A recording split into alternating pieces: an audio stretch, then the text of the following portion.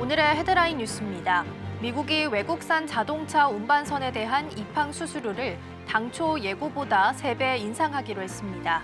중국 조선 해운업 견제와 미국산 선박 건조 장려가 목적이지만 현대차, 기아 수출선을 운영하는 국내 해운업계의 부담이 불가피할 전망입니다.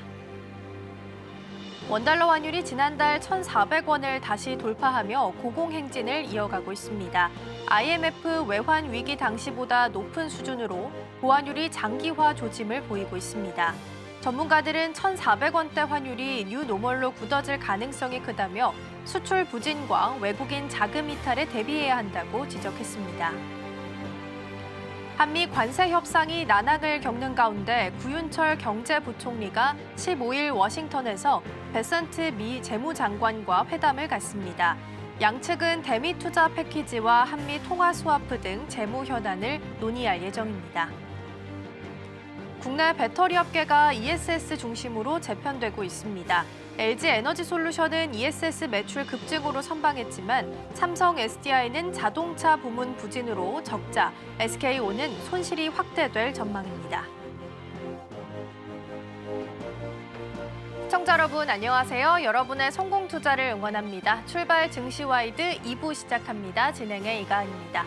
일단 연휴를 앞두고 연휴를 본격적으로 마무리하고 나서 이제 한 주를 시작하는 월요일을 맞이를 하게 됐습니다. 다만 지난주 금요일 뉴욕 증시는 급락하면서 마무리했는데요. 지난 4월 이후 6개월 만에 있었던 급락이었습니다. 트럼프 대통령이 다시 한번 미중 무역 전쟁을 시사하게 되면서 하루 만에 빅테크 시총이 1,100조 원가량 날아가게 됐습니다.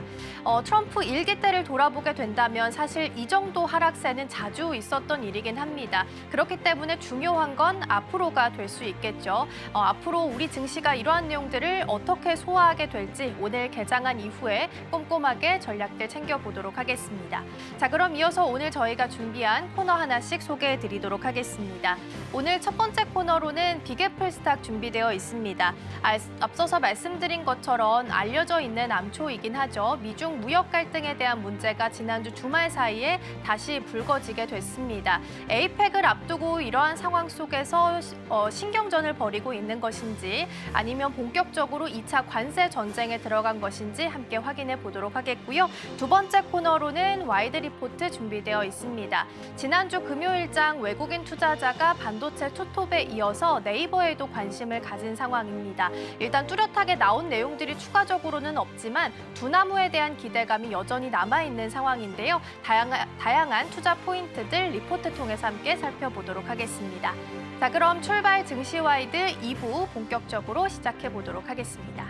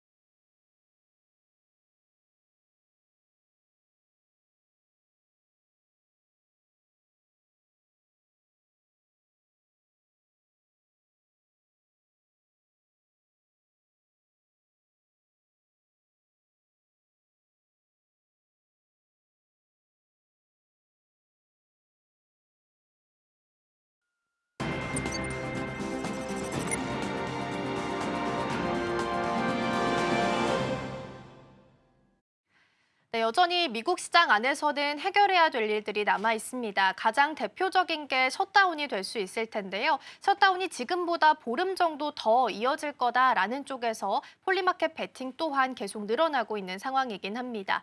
거기다가 미중 무역 갈등까지 더해진 상황, 우리 시장에서는 어떻게 소화하게 될지 다양한 이야기들 나눠보겠습니다. 오늘 도움 말씀에는 서울경제TV 윤경철 본부장 자리해 주셨습니다. 본부장님 어서 오세요. 네, 안녕하세요.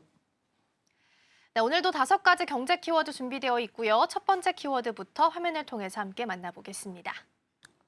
네, 오늘의 첫 번째 키워드입니다. 트럼프 중국 관세 100% 추가입니다.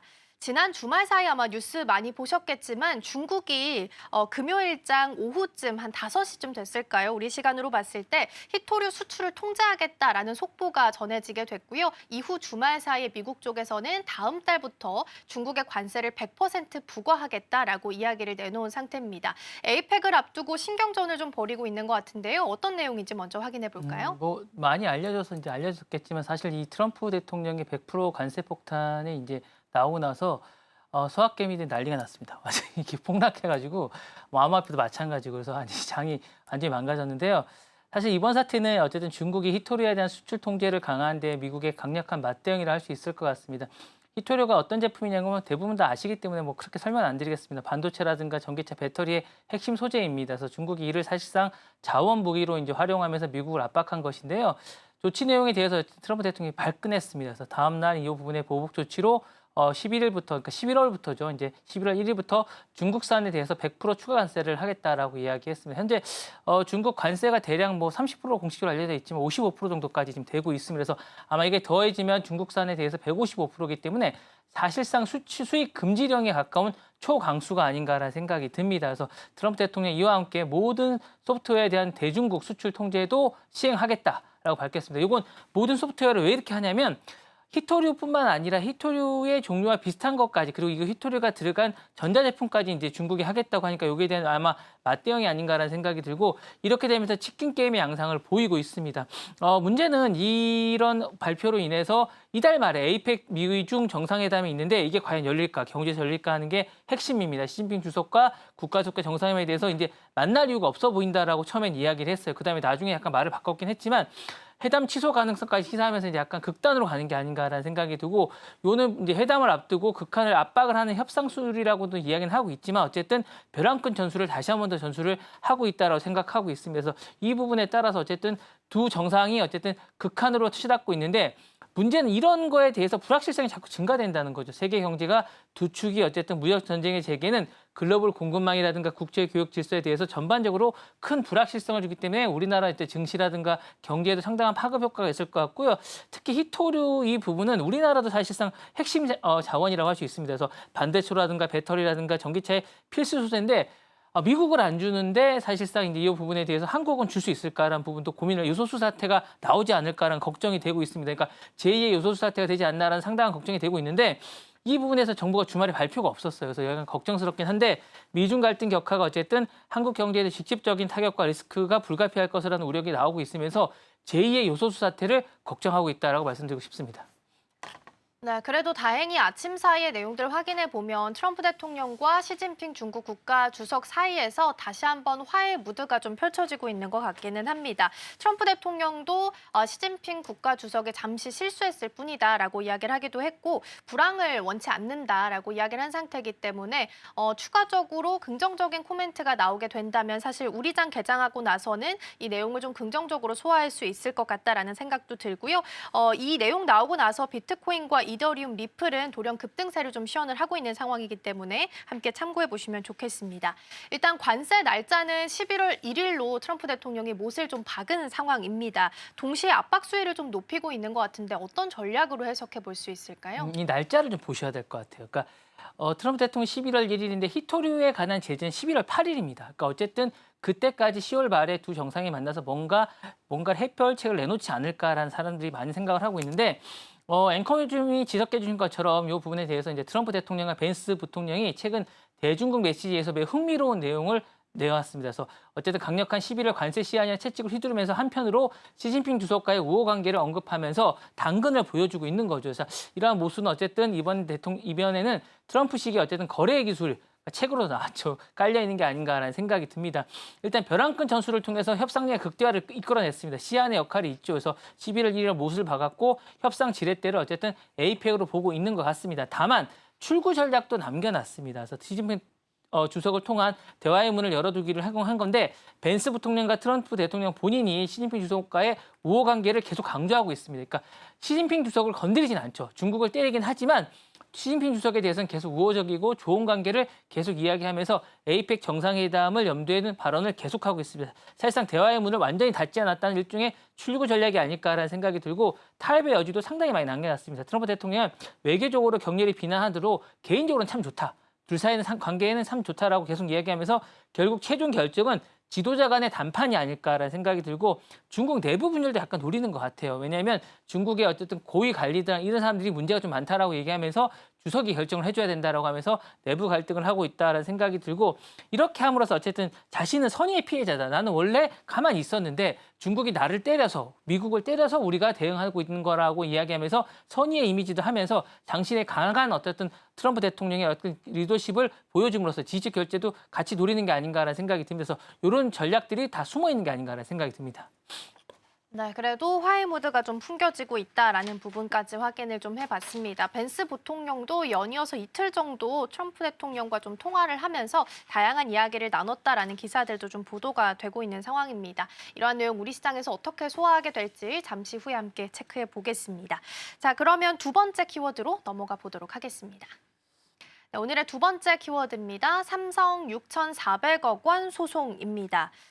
이 또한 주말 사이에 나왔던 뉴스인데요. 삼성전자가 이제 미국에 있는 콜리전 커뮤니케이션스랑 함께 있었던 특허 침해 소송에 있어서 이제 판결을 좀 받은 것으로 보입니다. 6,400억 원대 배상금을 지급하라라는 판결이 내려진 상황인데요. 어떤 내용인지 사건 경위부터 먼저 확인해 보겠습니다. 이게 좀 무이케까지 갔는지 좀 의문입니다. 사실상 이게 이제 어쨌든 삼성전자가 미국 특허 소송에서 일단 1차에서 패소를 했습니다.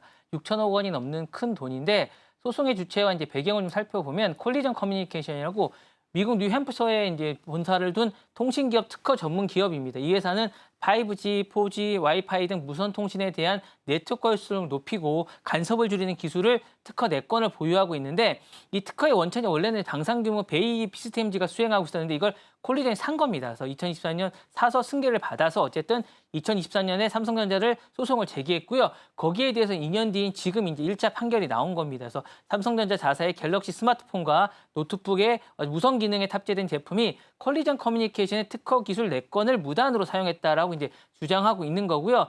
배심원의 판결은 이렇습니다. 미국의 텍사스 동부지방법원에 있는데 이게 약간 성지입니다. 약간 이 특허를 하는 분들의 성지, 그러니까 약간 소송의 성지라고 하는데 이 법원은 전 세계 IT 기업들의 특허 분쟁이 집중되고 있습니다. 왜냐하면 소송을 낸 기업들에게 약간 좋은 판결을 내는 것으로 유명하기 때문에 이게 많이 낸다고 하고 있는데 판결 결과 이번에도 이제 배심원단이 삼성전자의 콜리전 커뮤니케이션 특허 4개를 침해했다고 판단해서 4억 4,550만 달러, 우리나라 돈은 약간 6억 3,081억 원 정도가 된다고 하는데 배상해야 된다고 합니다. 엄청난 금액이 아닐 수 없고 일부 보도에 따른 배심원단이 고의적 침해라고 이제 얘기를 했습니다. 이 부분이 어쨌든 삼성전자가 고의적 침해라고 인정한 것으로 전해졌는데 자세한 건 일단 안 나오고 있습니다. 중요한 건 일단 1단계 어쨌든 배심원 판결이라는 거고 최종 단계 그러니까 대법원까지 가야 이게 어쨌든 하게 되는데 그 전에 이제 상당한 의미가 있고 상당한 고충이 있을 것 같습니다. 일단 항소 가능성은 분명히 있습니다. 삼성전자는 소송 과정에서 특허 침해에 대해서 부인을 하고 있고 해당 특허에 대한 효력 자체가 이제 무효라고 계속 주장해왔고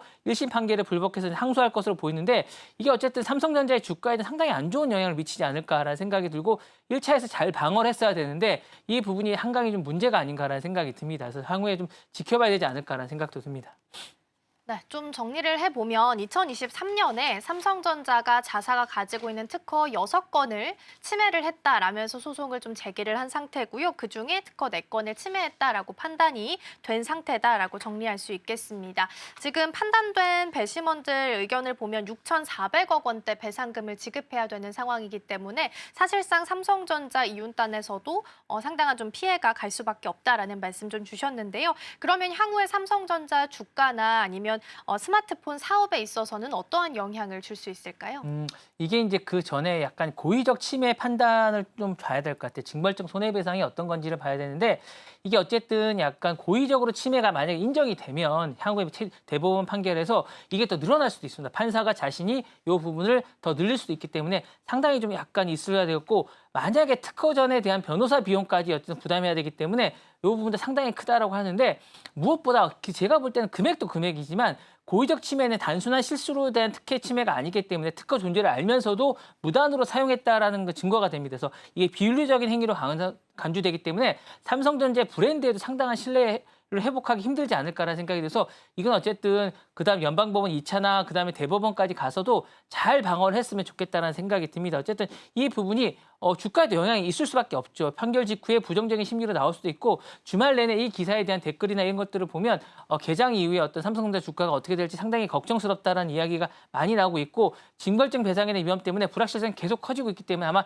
주가에도 영향이 있지 않을까라는 생각이 들고 장기적으로는 어쨌든 이게 1심에 불과하지만 항소심과 어쨌든 대법원까지 가는 길고 긴 복잡한 법적인 어떤 다툼이 예상됩니다. 시장은 실제 배상액이나 확정될 때까지 불확실성을 안고 간다는 게 상당히 어려움이 아닐까라는 생각이 들고 삼성전자 같은 대기업 같은 경우에는 특허 소송 비용이 일회성으로 간주되기 때문에 이게 사업 자체에는 크게 영향을 미치지 않지만 이 부분의 불확실성, 이 부분이 상당히 어쨌든 주가에 영향이 있지 않을까라는 생각이 듭니다.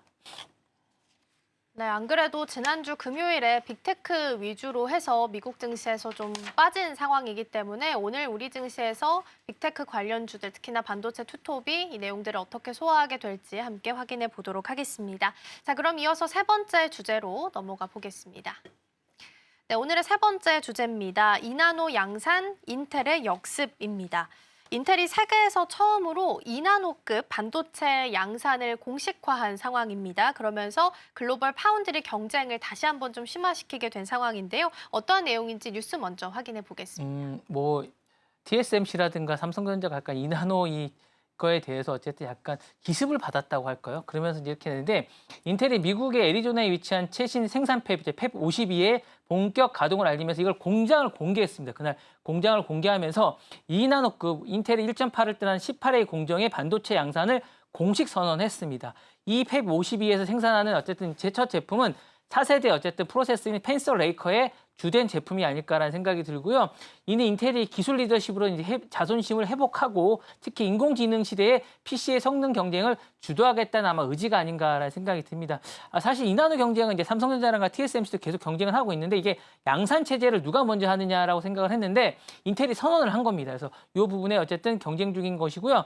TSMC나 어쨌든 삼성전자는 양산 중에 3나노 공정보다 한 단계 더 미세한 초미세 공정이기 때문에 상당히 충격을 받지 않았을까라는 생각이 듭니다. 그래서 이게 이제 본격화되는 게 아닌가라는 생각이 드는데 문제는 이게 어쨌든 초격차 방어전이 수율이 어떻게 되느냐가 상당히 중요할 것 같은 생각이 듭니다. 그래서 이 부분을 결론적으로 얼마만큼 수율을 이 인텔이 확보를 했느냐. 그전에도 이제 얘기를 했겠는데 실질적으로 수율이 별로 안 좋았거든요. 그래서 이번에도 이 부분에 대해서 이제 삼성전자나 TSMC가 이 부분에 대해서 수율 경쟁을 향후에 더 하지 않을까라는 생각이 들면서 어쨌든 일격을 맞았다라고 말씀드리고 싶습니다. 네.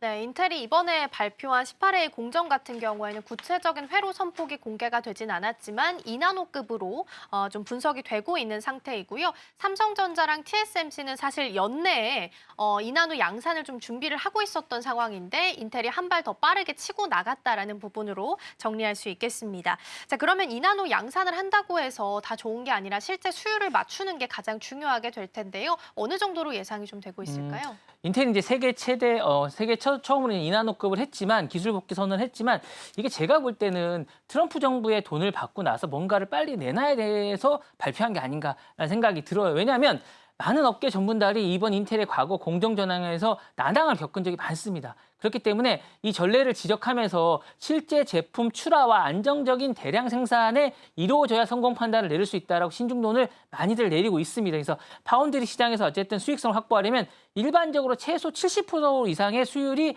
유지되어야 되는데 이걸 인텔이 과연 했겠느냐?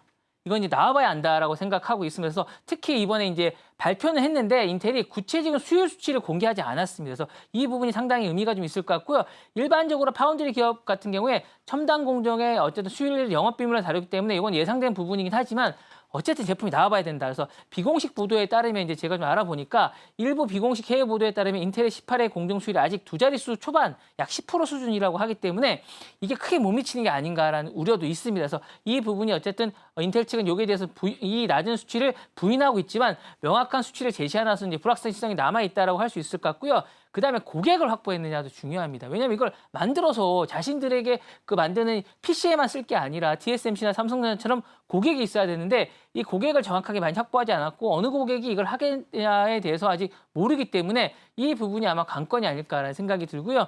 TSMC는 이제 3나노에서 이제 80에서 90 정도의 어쨌든 수율을 하고 있으면서 이 부분이 어쨌든 가장 강력한 적자가 아닌가라는 생각이 드는데 2나노에서도 빠른 수율을 올릴 것으로 예상이 되고요. 삼성전자도 말씀하셨던 것처럼 연내에 이제 양산을 공식화하겠다고 하고 있으면서 일부 이 부분에 대해서 어쨌든 상당히 끌어올릴 수 있기 때문에 인텔이 발표는 했지만 어째 1개월 맞았지만 두 기업들이 빠르게 따라잡지 않을까라는 생각이 듭니다.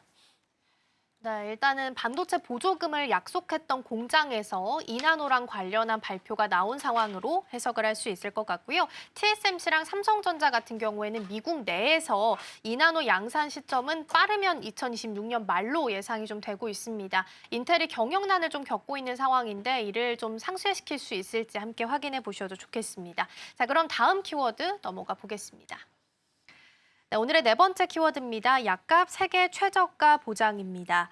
아스트라제네카가 미국 행정부랑 메디케이드 대상 처방약 가격 인하에 합의를 한 것으로 확인이 되고 있습니다. 최근에 이제 화이자가 먼저 합의를 했었고 이어서 두 번째로 아스트라제네카도 합의를 했다라는 소식이 공식적으로 보도가 됐는데요. 어떤 내용이고 시장에서는 어떤 의미를 가져다 줄 수 있을까요? 아스트라제네카는 사실상 이제 코로나 시대에 그러니까 백신으로 잘 알려져 있는데 사실은 아스트라라는 회사와 제네카라는 회사가 합병한 회사입니다. 그래서 이게 영국과 스웨덴의 다국적 회사인데 이 회사가 어쨌든 미국 내 처방전에 대한 가격을 대폭 인하하는 데 합의를 했습니다. 약값의 대상과 수준은 이렇습니다. 메디케이드에 공급받는 처방전 약값을 전 세계 최저가 수준으로 인하하겠다. 충격이 아닐 수 없습니다. 이런 큰 회사가 이제 최저가 수준 하고 있다라고 생각하고 있는데 일부 소비자가에서는 직판 온라인 폼을 통해서 이제 최대 70에서 80%까지 할인된 가격을 하겠다는 건데 이걸 하기 전에 이제 미국의 어쨌든 의료 체계라는 약값 체계를 좀 보실 필요가 있습니다. 우리나라 약간 좀 다릅니다.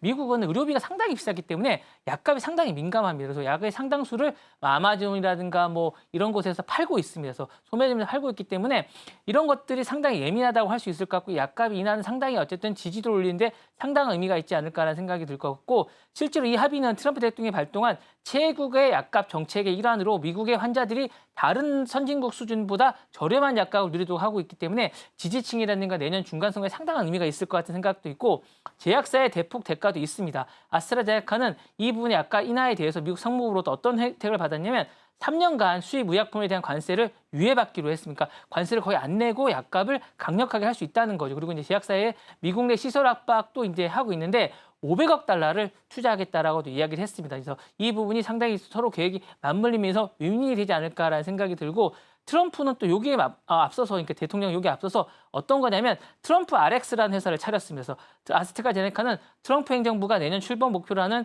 정부 직영의 온라인 약국 플랫폼인 트렌트 RX를 참여하면서 소비자들에게 좀 더 싸게 나겠다라는 생각을 하고 있는 것 같습니다. 그래서 트럼프 RX를 좀 더 알아봐야겠지만 이게 어떤 역할을 하게 될지 향후에 어떤 변수가 될지는 모르겠지만 이 부분을 통해서 약값까지 트럼프 정부가 꽉 잡고 있다라고 생각이 들고 이러한 움직임 이런 것 같아요. 미국 제약회사의 구조를 바꾸고 향후 어쨌든 글로벌 제약사의 유사한 단가 이런 부분들을 낮추는 그런 효과가 있는데 이런 것들이 우리나라 제약사에도 어떤 영향을 미칠지는 좀 더 지켜봐야 되지 않을까라는 생각이 듭니다.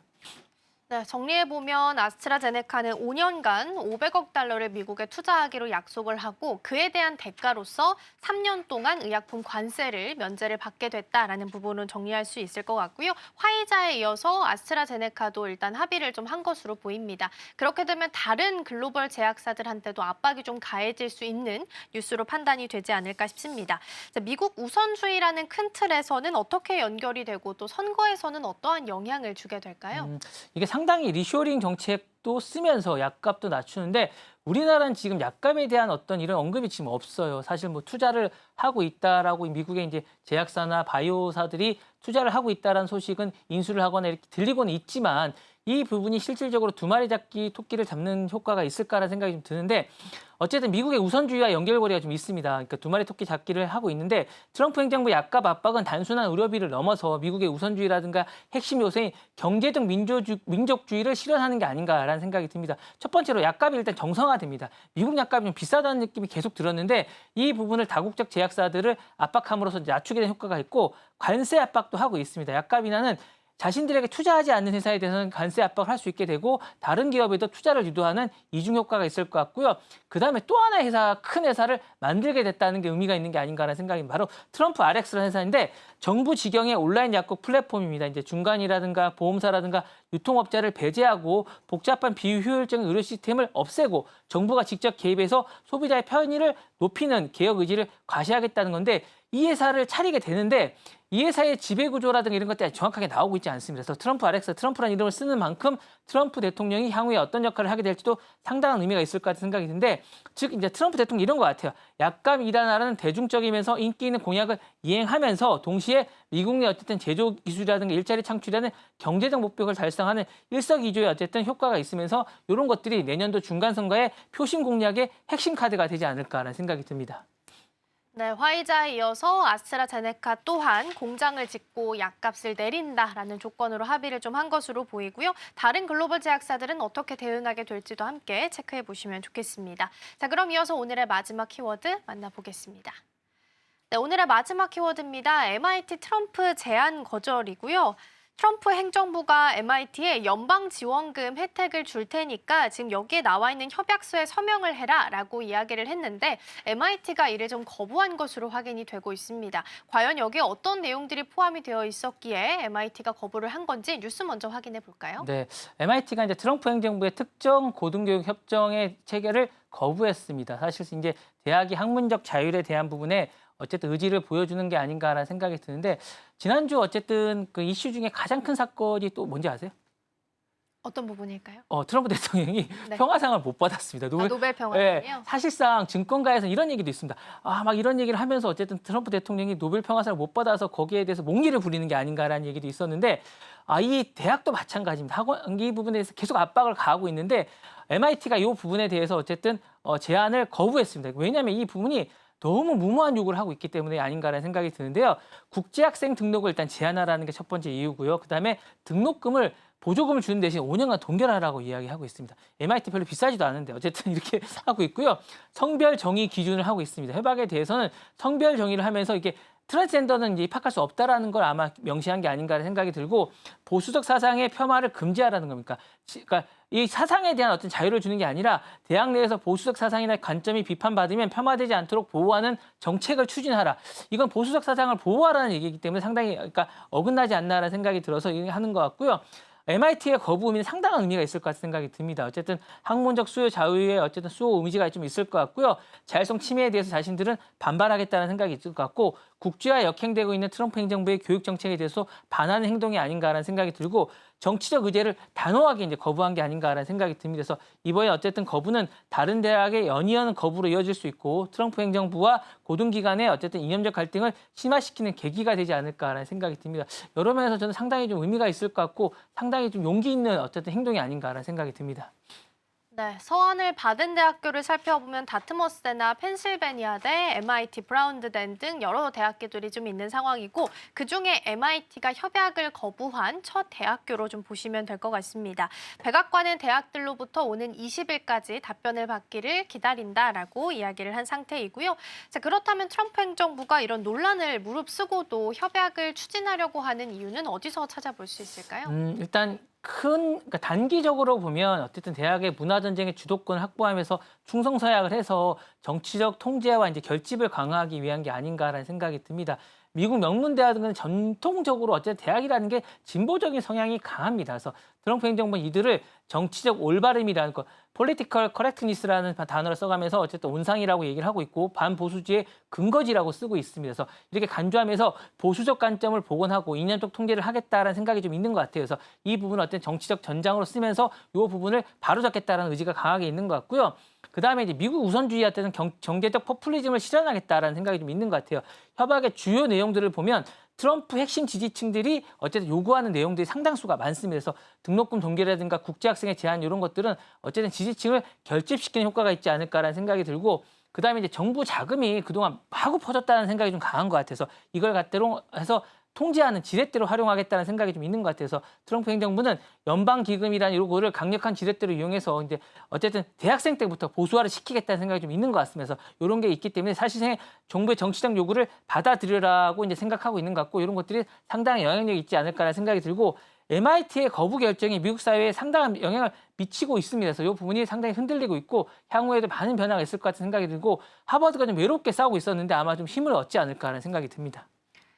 네, 대학들 입장에서도 정부가 너무 지나치게 정치적인 개입을 하는 거고 또 고등교육의 독립성을 위협하는 조치다라면서 불만을 좀 토로하고 있는 상황이다라고 합니다. MIT가 좀 거부를 한 상황 속에서 나머지 8개 대학들도 어떤 답변을 내놓게 될지도 함께 체크해 보셔도 좋겠습니다. 자, 이렇게 해서 5가지 경제 키워드 잘 살펴봤고요. 본부장님과는 여기서 인사 나누겠습니다. 오늘 말씀 네, 고맙습니다. 고맙습니다.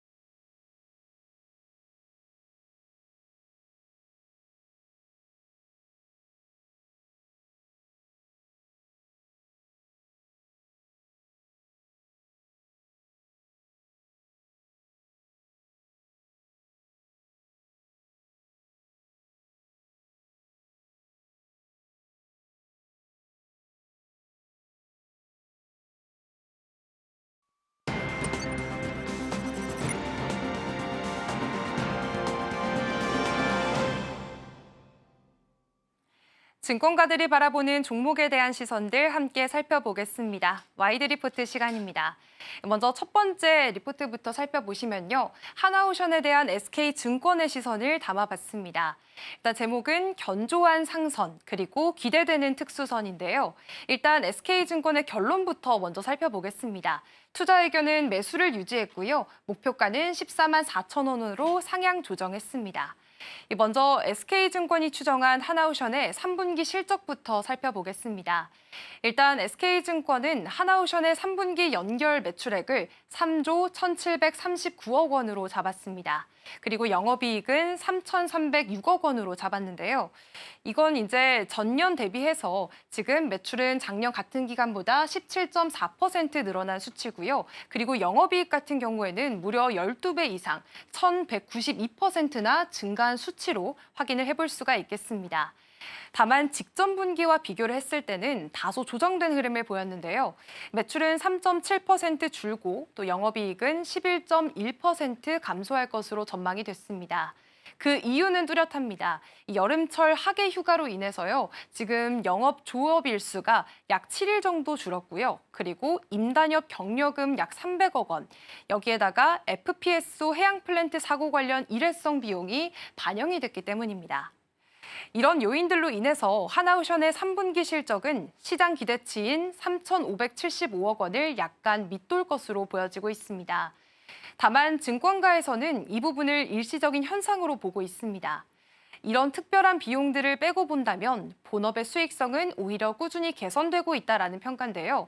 SK증권은 이렇게 좀 제시를 내렸습니다. 일회성 요인에 가려졌을 뿐 핵심 사업의 이익 구조는 계속해서 좋아지고 있다라고 설명을 했습니다.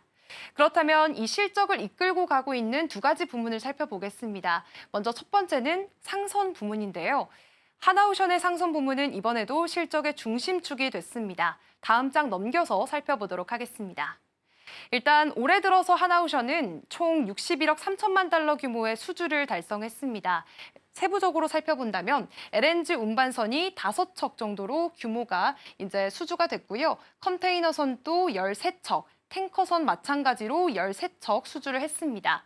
그리고 이제 기타 쇠빙 연구선 1척을 확보하기도 했는데요. 이번 수주는 대부분 고부가 가치 선박 중심으로 이뤄졌습니다. 그만큼 수익성이 높은 구조라는 뜻이 됐고요. SK증권은 글로벌 LNG 운반선 발주가 계속해서 늘고 있고 또 북미 지역의 대형 LNG 프로젝트가 본격화되면서 고가 선박 비중이 점점 커지고 있다고 분석을 했습니다. 이 가운데 특히 주목할 부분이 있습니다. 다음 장 넘겨볼까요? 네, 바로 상선 부문에서 넥스트 디케이드의 리오그란데 프로젝트입니다. 이 프로젝트는 미국 텍사스주에서 진행 중인 초대형 LNG 수출 터미널 건설 사업인데요. 하나그룹이 전략적으로 투자하고 있는 핵심 프로젝트로 꼽히고 있습니다. 하나오션은 이 프로젝트의 4호, 5호 트레인 건설과 관련된 LNG 운반선 물량을 직접 수주하거나 또 계열사인 하나쉬핑을 통해서 필리핀 조선소 하도급 형태로 맡게 됩니다. 즉 하나오션은 지금 직접 수주와 그리고 그룹 내 연계 수주를 통해서 이렇게 투트랙 전략으로 안정적인 일감을 확보해 나가고 있습니다. SK증권은 이런 구조라면 2029년 이후에는 인도 물량 확보에도 무리가 없을 것이다라고 이야기를 했고요. LNG 운반선 중심의 고선가 건조 비중이 커지면서 상선 부문의 수익성 개선세가 계속해서 이어질 것이라고 전망을 했습니다. 결국에 이번 상선 부문은 단기적인 실적보다도 지금 장기적인 수익 구조를 강화하는 데 초점을 맞추고 있다라고 해석을 해볼 수가 있겠죠. 또 이렇게 앞서 언급한 리오그란데 프로젝트는 하나그룹 전체 LNG 전략에서도 핵심 축으로 꼽히고 있습니다. 지금 하나오션은 넥스트 디케이드의 지분 약 6.69%를 보유하고 있고요. 여기에다가 한화 에어로스페이스까지 포함한다면 총 22.7%, 사실상 최대 주주 지위를 확보했습니다. 이로써 하나그룹은 LNG 개발부터 해서 수송과 선박 건조까지 이뤄지는 그런 모두 연결되는 에너지 밸류체인을 완성하게 됐습니다. 현재 넥스트 디케이드는 4호 트레인에 대한 최종 투자 결정을 마쳤고요. 5호 트레인도 연말쯤 승인될 가능성이 큰 상황입니다. 따라서 하나오션의 LNG 운반선 수주 모멘텀은 하반기에도 이어질 전망이고요. 즉 하나오션은 LNG 프로젝트에서 하나쉬핑에서 필리조선소 그리고 하나오션으로 이어지는 그런 그룹 내부의 시너지 구조를 이미 구축해 놓은 상태입니다. 이런 구조는 다른 조선사들이 쉽게 따라오기 어려운 하나그룹만의 강력한 경쟁력으로 평가를 받고 있습니다. 그리고 또 다른 성장축을 살펴보시면 바로 특수선 부문을 꼽을 수가 있겠습니다. 특수선이라고 한다면 군에서 사용하는 함정이나 잠수함, 그리고 해양 방위산업용 선박을 말하는데요. 이 부문이 앞으로 하나오션의 새로운 성장 동력이 될 것이다라고 기대가 되고 있습니다. 지금 현재 하나오션은 약 60조 원 규모의 캐나다 잠수함 프로젝트 최종 후보에 올라와 있습니다. 이 사업은 캐나다 해군이 오래된 잠수함을 교체하기 위해 추진 중인 CPSP 프로그램, 즉 캐나다 잠수함 조달 사업의 일부입니다. 지금은 한국의 팀코리아와 독일의 TKMS가 최종 후보로 선정이 돼서요. 사실상 2파전 경쟁 구도가 형성이 돼 있습니다. 그런데 여기서 하나오션이 주목받는 이유가 있는데요. 바로 캐나다 현지 기업인 이 밥콕 캐나다와의 협력 관계 때문입니다. 밥콕은 그동안 캐나다 해군의 잠수함을 정비하고 또 운영하는 일을 그런 독점적으로 맡아온 회사입니다. 그런데 하나오션은 이런 밥콕과 현역 지원 협약을 맺으면서 새로운 잠수함을 하나오션이 건조하고 유지 보수는 밥콕이 맡게 되는 그런 현지 협력 구조를 만들어줬고요. 이런 협력은 납기 경쟁력, 그러니까 제때 납품할 수 있는 그런 면과 또 현지 네트워크 확보 측면에서 큰 강점으로 꼽히고 있습니다. SK증권은 이전보다 수주 가능성이 매우 높아졌다라고 평가를 내렸는데요. 또 이제 하나오션은 캐나다뿐만 아니라 폴란드와 사우디 그리고 호주 등에서도 다양한 함정 사업 수주가 있을 것으로 전망이 되고 있습니다. 특히나 호주 정부 같은 경우에는 외국인 투자 승인 절차가 올해 안에 마무리된다면 하나오션은 호주 조선업체인 오스탈 USA를 기점으로 해서요. 앞으로 미국의 군함 시장까지 진출할 가능성이 높은 상황입니다. 이렇게 된다면 하나오션은 단순히 상선만 만드는 조선사를 넘어서서 이제는 글로벌 특수선 시장에서 핵심 역할을 하는 기업으로 자리 잡게 될 기업입니다. 그렇다면 정리하자면 이 하나오션은 지금 두 개의 성장축을 동시에 잡고 있는데요. 먼저 상선 부문은 되게 안정적으로 수익 기반을 갖추고 있고요. 특히나 고부가 가치 LNG 운반선을 중심으로 해서 수주 포트폴리오를 짜게 되면서 수익성을 꾸준히 높여나가고 있습니다. 그리고 특수선 부문의 경우에는 국가 간의 대형 방산 프로젝트 수주를 통해서 새로운 성장 동력을 확보하고 있는 상황입니다. 이렇게 두 가지 축이 함께 작동을 하면서 하나오션은 중장기적으로 이익률이 점점 개선되는 구조로 평가를 받고 있습니다. 지금 이 리포트를 제시한 SK증권 외에도 한국투자증권도 같은 시각을 내놨습니다. 하나오션의 영업이익률이 앞으로도 꾸준히 개선될 것이다라고 보고 있는데요. 특히나 2026년에는 상선 부문의 영업이익률이 15%를 넘길 것으로 전망을 했습니다. 이 정도면 조선업계에서도 상위권 수준의 수익성으로 평가가 되고요. SK증권이 하나오션에 대해서 내린 결론 다시 한번 살펴보겠습니다. 일단 투자 의견은 매수를 유지했고 목표가는 14만 4천 원으로 상향 조정했습니다. 이전 목표가가 12만 원이었는데 약 20% 정도 올린 수치고요. SK증권은 상선 부문의 이익 개선세가 이어지고 또 특수선의 성장 모멘텀도 지속될 것이라면서 이번 상향 조정의 배경을 설명했습니다. 다만 주가는 아직 이 평가를 고스란히 반영을 하지 못한 상태입니다. 그렇다면 지난주 금요일장의 주가 상황 함께 살펴보도록 하겠습니다.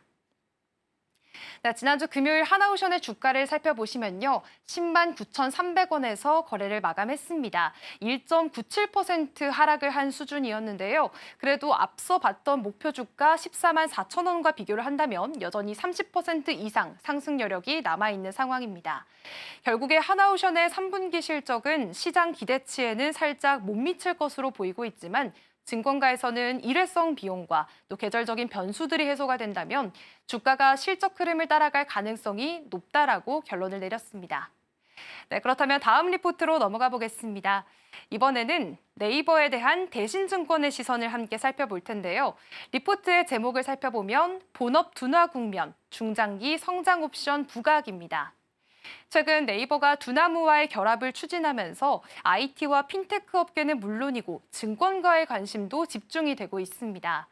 대신증권은 이 결합이 현실화될 경우에는 2026년 네이버 영업이익이 60% 이상 성장할 것이다라고 바라보고 있습니다.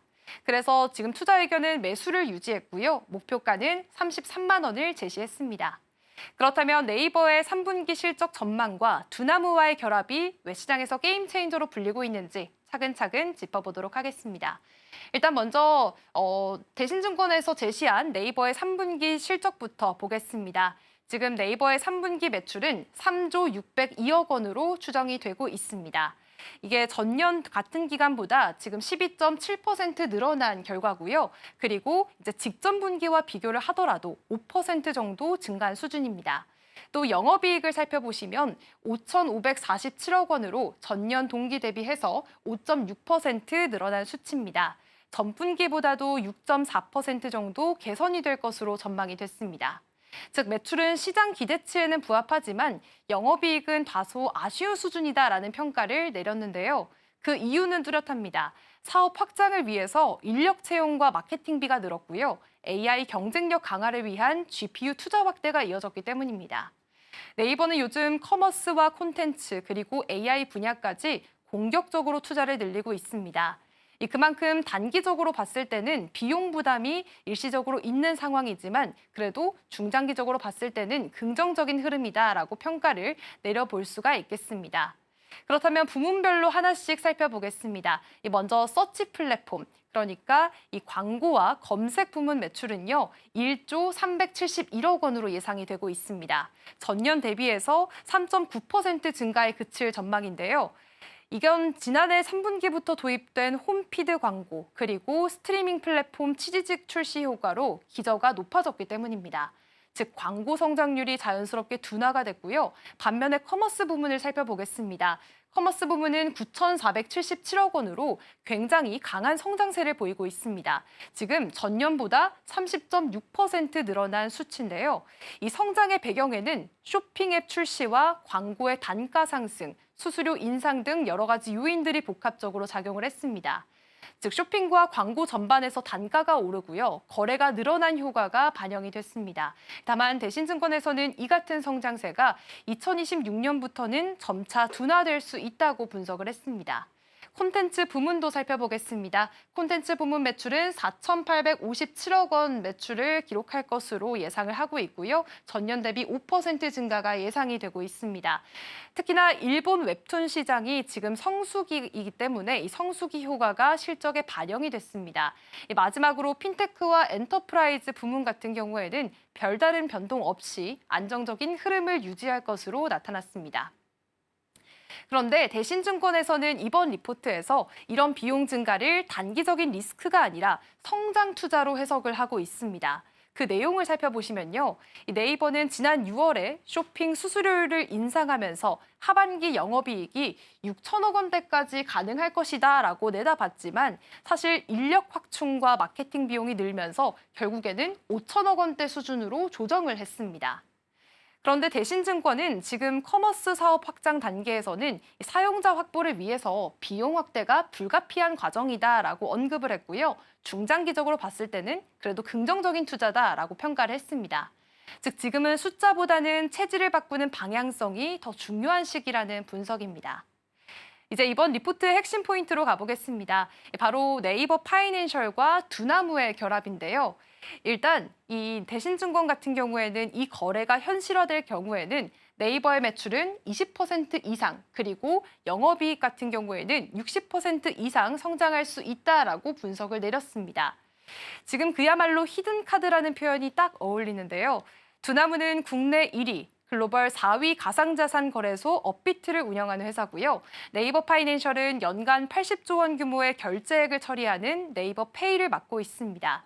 이 두 회사가 손을 잡게 된다면 일종의 한국판 코인베이스 플러스 페이팔이다라는 평가들이 나오게 됩니다. 코인베이스는 미국의 대표적인 암호화폐 거래소고요. 페이팔은 세계 최대 온라인 결제 기업이죠. 즉 디지털 자산과 결제 서비스가 하나로 합쳐지는 구조, 이게 바로 네이버의 새로운 성장 전략이 되겠습니다. 이번 결합의 의미는 단순히 실적이 좋아지는 수준에 그치지 않습니다. 이 대신증권은 이번 결합의 본질이 장기 성장 동력과 또 리더십 강화라는 측면을 해석을 했습니다. 우선 네이버 파이낸셜은 지금까지의 결제 중심 구조를 넘어서서 금융 전반으로 확장할 수 있는 기반을 마련하게 되고요. 또 두나무의 송치영 회장이 최대 주주로 오를 가능성이 현실화된다면 디지털 자산과 핀테크 분야를 아우르는 강한 리더십 체계가 구축될 것으로 보입니다. 이것을 통해서 네이버는 AI, 크립토, 그리고 결제와 투자까지 이어지는 통합 디지털 금융 생태계를 완성할 수 있을 거라는 평가입니다. 장기적으로는 이번 결합의 핵심이 AI입니다. 최근 글로벌 빅테크 기업들, 예를 들어서 마이크로소프트나 또 구글, 애플 모두 AI와 핀테크 결제 사업에 적극적으로 뛰어들고 있는데요. 네이버와 두나무의 결합도 같은 흐름에 있습니다. 결국에는 네이버의 AI 기술력과 함께 여기에다가 두나무의 디지털 자산 운영 경험까지 합쳐지게 된다면 결국에는 세계적으로 드문 통합 디지털 금융 플랫폼이 완성될 가능성이 크다라고 지금 대신증권은 결론을 내리고 있습니다. 결국에 대신증권은 이번 리포트에서 네이버가 단기적인 실적보다는 중장기적인 성장성과 구조적인 변화에 주목할 시점이다라고 평가를 내렸고요. 이번 분기 성적표보다는 두나무 편입 이후에 펼쳐질 새로운 성장 곡선에 초점을 맞췄습니다. 이에 따라서 결론 다시 한 번 더 살펴보겠습니다. 투자 의견은 매수를 유지했고 목표가 역시나 33만 원으로 유지한 모습입니다. 시장 반응도 바로 나타났습니다. 지난주 금요일장 주가를 함께 살펴볼까요? 네, 지난주 금요일장에서 네이버 주가는 5.73% 오르면서 26만 7,500원 선에서 종가를 형성했습니다. 이처럼 투자자들은 이번 결합을 단순한 지분 거래가 아니라 네이버의 새로운 성장 스토리로 보고 있는 분위기고요. 좀 정리를 해보자면 3분기 실적은 시장 예상에는 부합할 것으로 보이지만 영업이익 같은 경우에는 다소 아쉬운 수준으로 보여지고 있습니다. 하지만 그 속을 들여다본다면 커머스와 콘텐츠 중심의 외형적인 성장, 그리고 두나무와의 결합을 통해서 금융과 AI 생태계 구축이라는 장기적인 성장 비전이 자리를 하고 있는데요. 지금 네이버는 AI와 디지털 자산을 아우르는 통합 플랫폼으로 진화를 하고 있습니다. 이 변화가 얼마나 빠르고 구체적으로 진행되느냐, 그 속도가 앞으로 네이버 주가의 방향을 결정짓는 핵심 변수가 될 것으로 보입니다. 지금까지 와이드 리포터였습니다.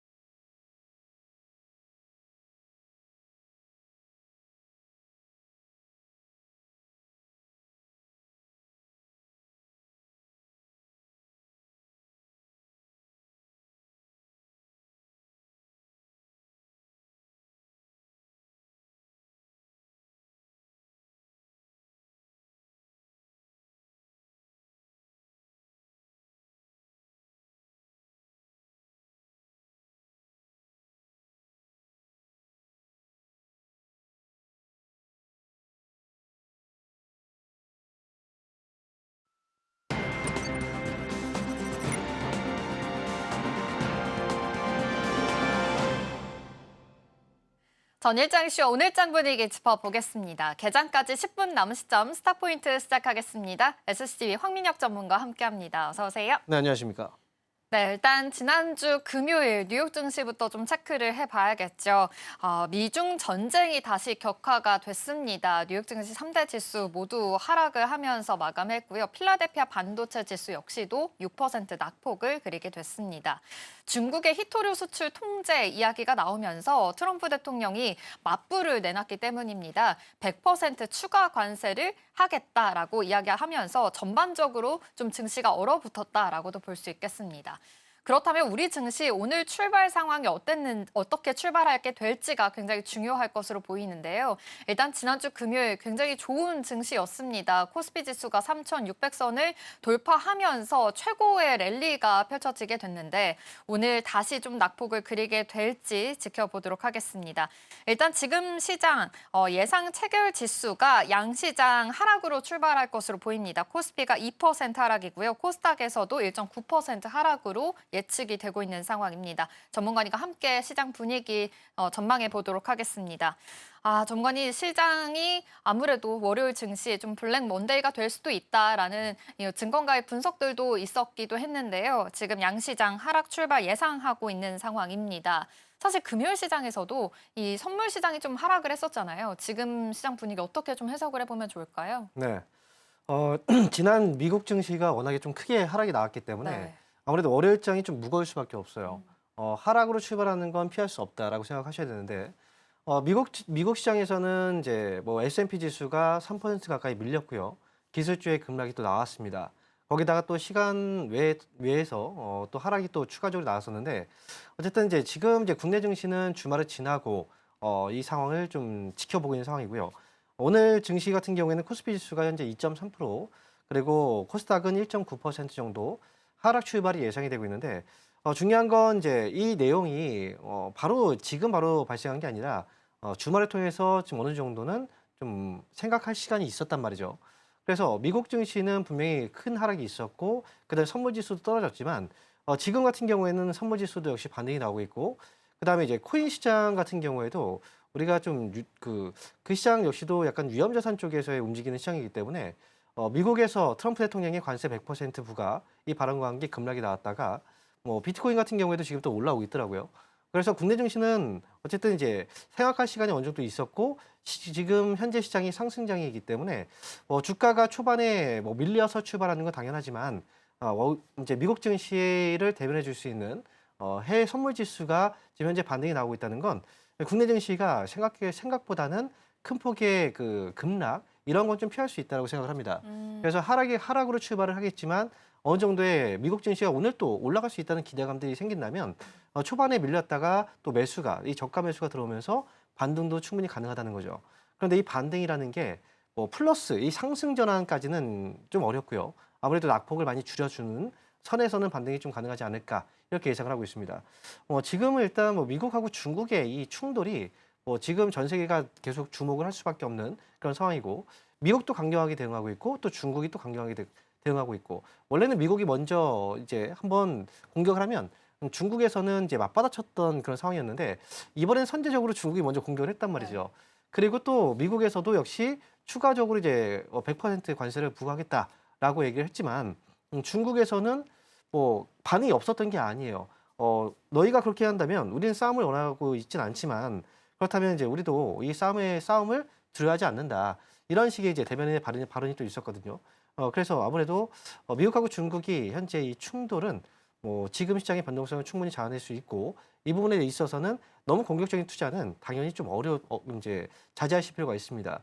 거기다가 미국은 지금 현재 셧다운 상태거든요. 네. 그러다 보니까 이제 셧다운이 장기화되고 있고 이렇게 중국하고의 이제 현재 이 대응 자체가 미국도 약간 부담스러울 수 있어요. 그래서 이게 이 충돌은 있지만 이 충돌보다 훨씬 더 큰 서로 더 뭔가를 주고받기보다는 뭔가 이제 에이펙 전에 뭔가 지금 이제 현재 뭐 서로 간에 한 번씩 주고받았지만 그 전에 어느 정도의 유화적인 스탠스가 좀 나오지 않을까 이렇게 예상을 하고 있습니다.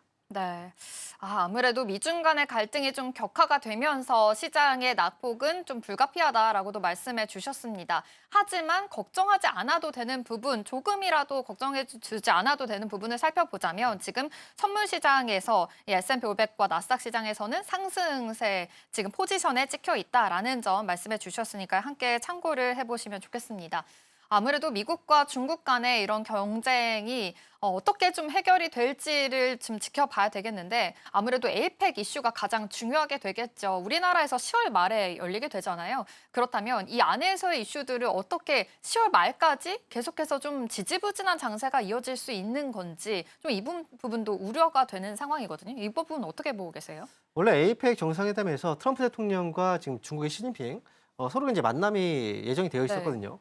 그런데 이번에 이제 중국 쪽에서 갑작스럽게 히토류 수출에 대한 금지 조치를 또 시행을 했고 거기서 관세를 100%또 부과하겠다. 미국이 맞받아치면서 트럼프 대통령은 이제 만날 필요가 없다라고 얘기를 했었어요. 그래서 이제 중국하고 미국이 이번에 무역과 관련해서 뭔가 협상을 좀 하지 않을까 기대감이 있었지만 이 기대감이 이제 찬물을 끼얹게 된 거죠.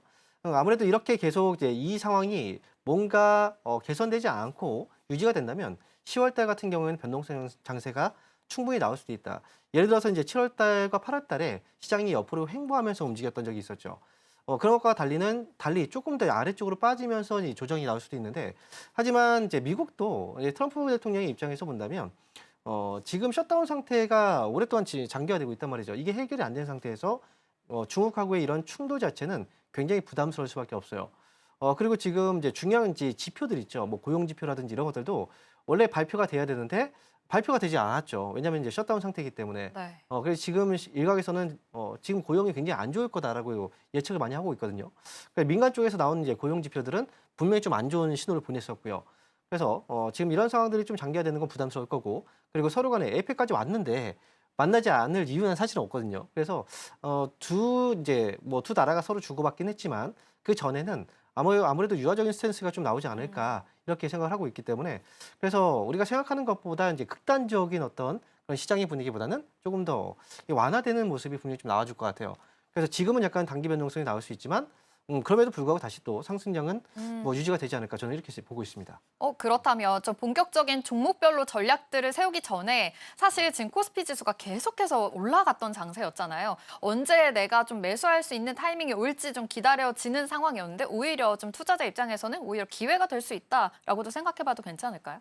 기회가 분명히 될 수는 있거든요. 그런데 개인 투자자분들이 이 기회를 적극적으로 활용할 수 있느냐 이 부분은 좀 다를 거예요. 네. 왜냐하면 이제 시장의 충격이 오늘 만약에 주가가 떨어졌다가 내일 바로 이제 반등이 나올지 아니면 오늘 떨어지고 나서 또 추가적으로 더 떨어졌다가 올라올지 그거 자체를 모르기 때문에 아무래도 이제 주가가 떨어질 때는 주식을 매수하기가 좀 겁이 날 거예요. 그러다 보니까 저가에 이런 조정 시에는 매수를 좀 하기 어렵고 오히려 올라가는 걸 보고 나서 매수하는 경우들이 많기 때문에 개인 투자자분들의 경우에 차라리 이제 이런 기회를 노린다는 건 단기 매매의 어떤 차익을 노린다는 거거든요. 그런데 이제 그런 차익을 내기에는 개인 투자자분들이 매매를 타이밍을 정확하게 잡기가 좀 어려워요. 그래서 오히려 보유하고 있는 종목들이 조금 흔들린다. 그렇다고 한다면 뭐 비중이 만약에 많지 않다면 이 기회에 조금 더 비중을 주가가 좀 조정 나왔을 때 차라리 그때를 추가 매수의 타이밍을 노리신다거나 이런 것들은 괜찮은데 종목들을 이제 단기 시세를 위해서 급락 나왔을 때 들어갔다가 추가 폭락이 또 나와버리면 네. 또 손절을 또 해야 되거든요. 그러니까 이런 상황들을 너무 이제 내가 컨트롤을 좀 할 수 있다는 생각들보다는 사실 저는 좀 소극적인 어떤 전략들 보유하고 있는 종목이 좀 떨어지면 단가를 좀 낮추는 추가 전략, 추가 매수 전략 이런 것들은 좀 가능하지 않을까 이렇게 말씀드리겠습니다. 네, 저점을 잡기보다는 조금씩 감안하는 전략들도 좋을 것 같습니다. 그렇다면 반도체 투톱도 굉장히 궁금합니다. 사실 지금 반도체 투톱으로 인해서 시장이 좀 올라갔기 때문에 사실 지난주 금요일에도 사상 최고가로 경신을 하면서 마감을 했습니다. 오늘 시장에서 아무래도 좀 낙폭이 있을 수밖에 없는 상황인데요. 개장 전에 오늘 반도체 투톱에 대한 전략들은 좀 어떻게 세워보면 좋을까요? 네, 지금 삼성전자의 경우에도 9만 원을 넘어갔죠. 네. 이제 거의 10만 원 전자까지 바라보고 증권사에서도 이제 긍정적인 메시지를 이제 보내고 있는데 삼성전자 같은 경우에는 이제 3분기 실적을 또 앞두고 있어요. 잠정 실적이 이번에 이제 화요일 날 공개가 되죠.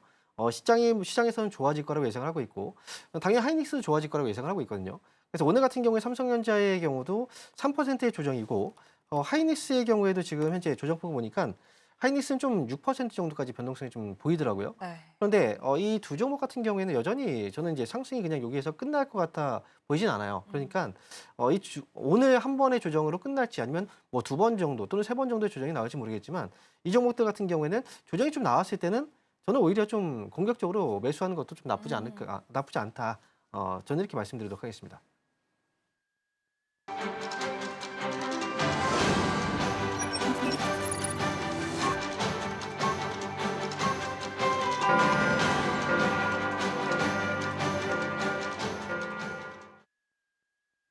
네, 10월 13일 월요일입니다. 우리 시장 본격적으로 출발해 보도록 하겠습니다.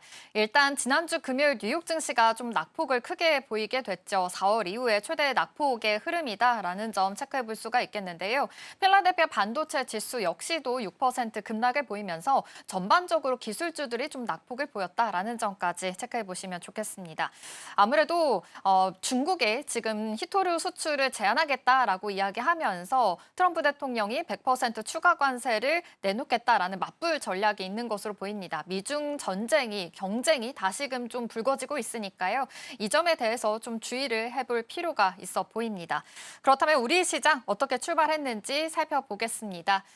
코스피, 코스닥 양시장 오늘 하락 출발합니다. 코스피 같은 경우에는 1.68% 하락하면서 3,550포인트 선 지나가고 있고요.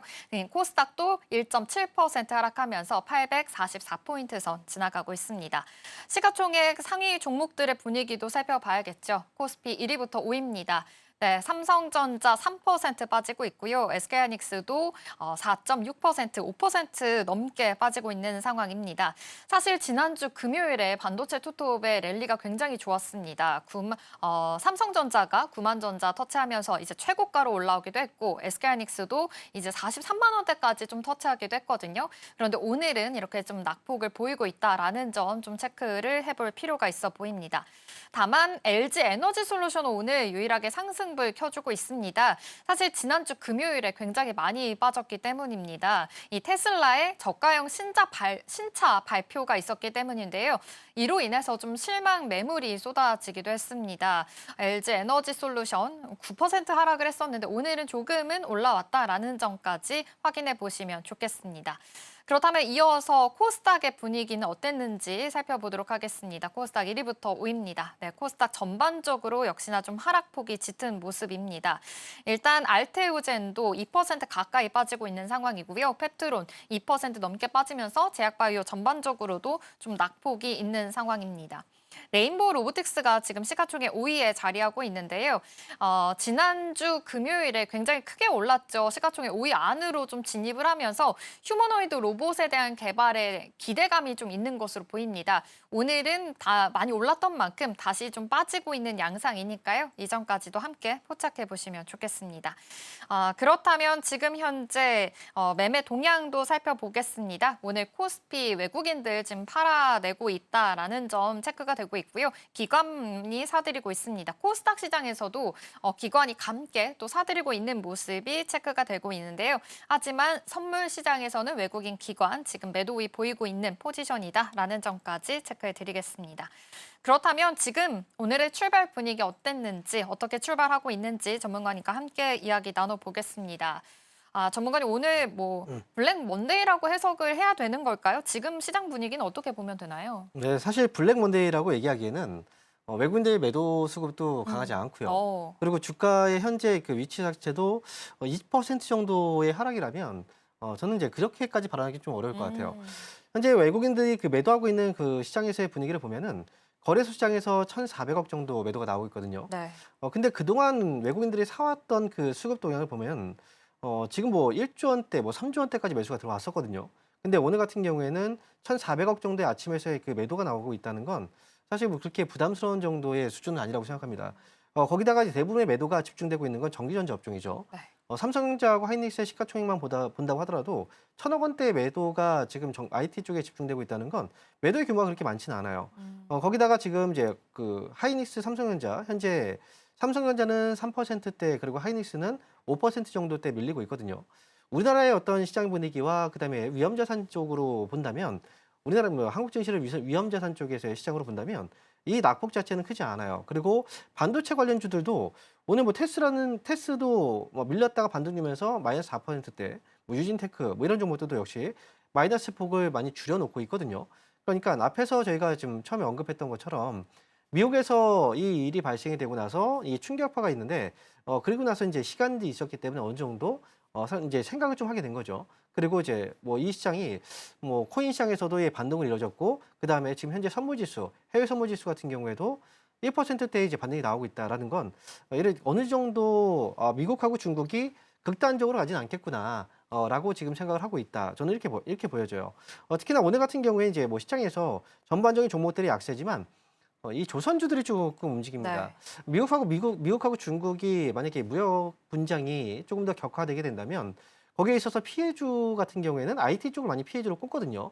왜냐하면 히토리오 같은 경우에도 이제 수출 차단 조치가 또 나왔고 그렇다면 IT 반도체라든지 또는 2차 전지 관련주, 전기차 쪽 이쪽에 또 큰 타격을 입는다라고 이제 우리가 또 생각할 수 있겠죠.